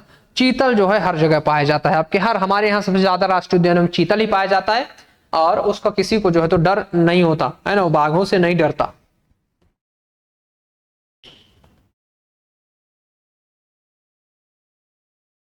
सॉरी, यहाँ पर चीतल जो है उसके जगह पर यहाँ पर गौर है ना, आपका ऑप्शन बी सही होगा, चीतल नहीं। क्या? Option B. हालांकि मैंने चीतल पढ़ा था, पर ठीक है, यहाँ पर गौर है ना। क्या आपका? गौर जानवर जो कि मध्य प्रदेश के सभी अभ्यारण्यों में पाया जाता है, जिसे बाघों से डर नहीं है। गौर जानवर जिसे भारतीय बाइसन भी कहा जाता है। क्या? भारतीय बाइसन भी कहा जाता है। यह सबसे बड़ा विलुप्त गो जातीय है। यह दक्षिण और दक्षिण पूर्व एशिया का मूल निवासी है। आज इसकी सबसे बड़ी आबादी भारत में पाई जाती है। गौर जंगली मवेशियों में सबसे बड़ा होता है। क्या जंगली मवेशियों में सबसे बड़ा होता है? पालतू गौर घायल या मिथुन कहलाता है। यूरोपीय शिकारी गौर को बाइसन एक प्रकार का जंगली भैंसा जो होती है मानते हैं। ये मध्य प्रदेश में सबसे ज्यादा आपके उद्यानों में पाए जाते हैं। इसके बाद 196वां प्रश्न है हमारा, सागौन और साल मुख्य रूप से मध्य प्रदेश के सभी राष्ट्रीय उद्यानों में पाए जाते हैं। ये पेड़ हैं, यानी कि साल सागौन आपके किस प्रकार के पेड़ हैं? सदाबहार हैं, पर्णपाती हैं, अल्पाइन हैं, शंकुधारी हैं। तो ये आपके किस प्रकार के वृक्ष हैं? तो ये ऑप्शन बी, यानी कि ये आपके किस प्रकार के हैं? साल सागौन ये पर्णपाती होते हैं। कैसे होते हैं? पर्णपाती होते हैं, यानी कि एक विशेष मौसम में अपने पत्ते जो है तो गिराते हैं। ये सभी पर्णपाती होते हैं। सागौन प्रदेश में सर्वाधिक वृक्ष है ना काली मृदा वाले उत्तरी क्षेत्रों में पाए जाते हैं। इसका उपयोग इमारती लकड़ी व चिकनी वस्तुओं को बनाने में किया जाता है। वृक्ष उष्णकटिबंधीय पर्णपाती वन के वृक्ष हैं, मतलब ये आपके उष्णकटिबंधीय पर्णपाती प्रकार के वृक्ष हैं। कौन? साल और सागौन। आपका मध्य प्रदेश में सबसे ज्यादा जो है तो आपका सागौन पाया जाता है 20% के पास। इसके बाद 197वां प्रश्न है हमारा, सागौन और साल, क्या सागौन और साल मुख्य रूप से मध्य प्रदेश के सभी राष्ट्रीय उद्यानों में पाए जाते हैं। ये पेड़ होते हैं। ये फिर से प्रश्न आपका रिपीट हो गया, वही वाला है ना? तो पर्णपाती होते हैं। फिर इसके बाद अगला हमारा प्रश्न है 198वां प्रश्न, निम्नलिखित में से क्या निम्नलिखित में से कौन सीधी में स्थित है? क्या निम्नलिखित में से कौन सा सीधी में आपका अभ्यारण्य यहाँ पर स्थित है? तो बगदरा अभ्यारण्य यहाँ पर आपका स्थित है। यहाँ पर नील गाय आपकी सबसे ज्यादा पाई जाती हैं। ये आपके सीधी जिले में स्थित है बगदरा अभ्यारण्य। ठीक। इसके बाद 199वां प्रश्न है हमारा, मध्य प्रदेश में निम्नलिखित में से कौन सी कछुए की एकमात्र प्रजाति पाई जाती है?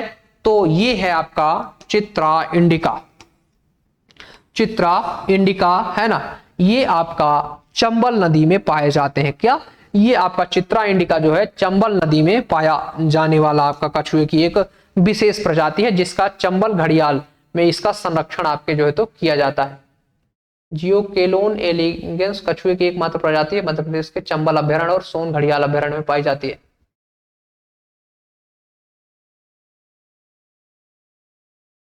तो ये आपका चित्रा इंडिका है, ठीक है ना? इसको हमें ध्यान रखना है आपको, चित्रा इंडिका ये इसका जो है तो सही आंसर होगा, जिसका संरक्षण कहाँ किया जाता है? आपके चंबल नदी में।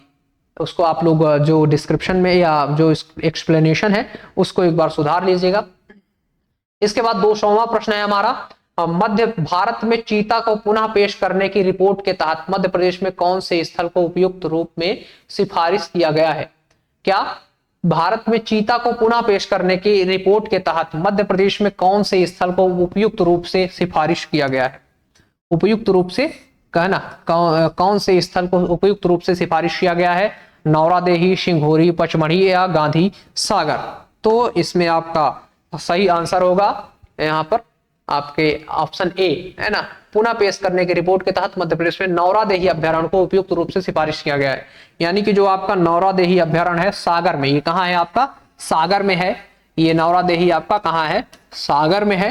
तो इसमें जो है आपका सिफारिश किया गया है कि भैया यहां पर जो है तो चीतों को पुनः आपके स्थापित किया जाए। ठीक। तो इस तरीके से हम लोगों ने यहां पर टोटल 200 प्रश्नों को जो है तो सॉल्व किया। अब हम अगले वीडियो में फिर से आप सभी लोगों के लिए 100 प्रश्न लेकर के आएंगे, तो आपके 300 प्रश्न हो जाएंगे। फिर ऐसे एक और वीडियो आएगा जिसमें 100 प्रश्न, फिर एक और वीडियो, यानी टोटल 5 वीडियो रहेंगे हमारे, जिसमें हम एमपी जीके के आपको PYQs यहां पर सॉल्व करवाएंगे। तो इसी तरीके के महत्वपूर्ण वीडियोस को देखने के लिए आप सभी लोग चैनल को सब्सक्राइब करें तथा बेल आइकन को क्लिक करें। आज के लिए बस इतना ही, मिलते हैं फिर से नए वीडियो में, तब तक के लिए नमस्कार, धन्यवाद।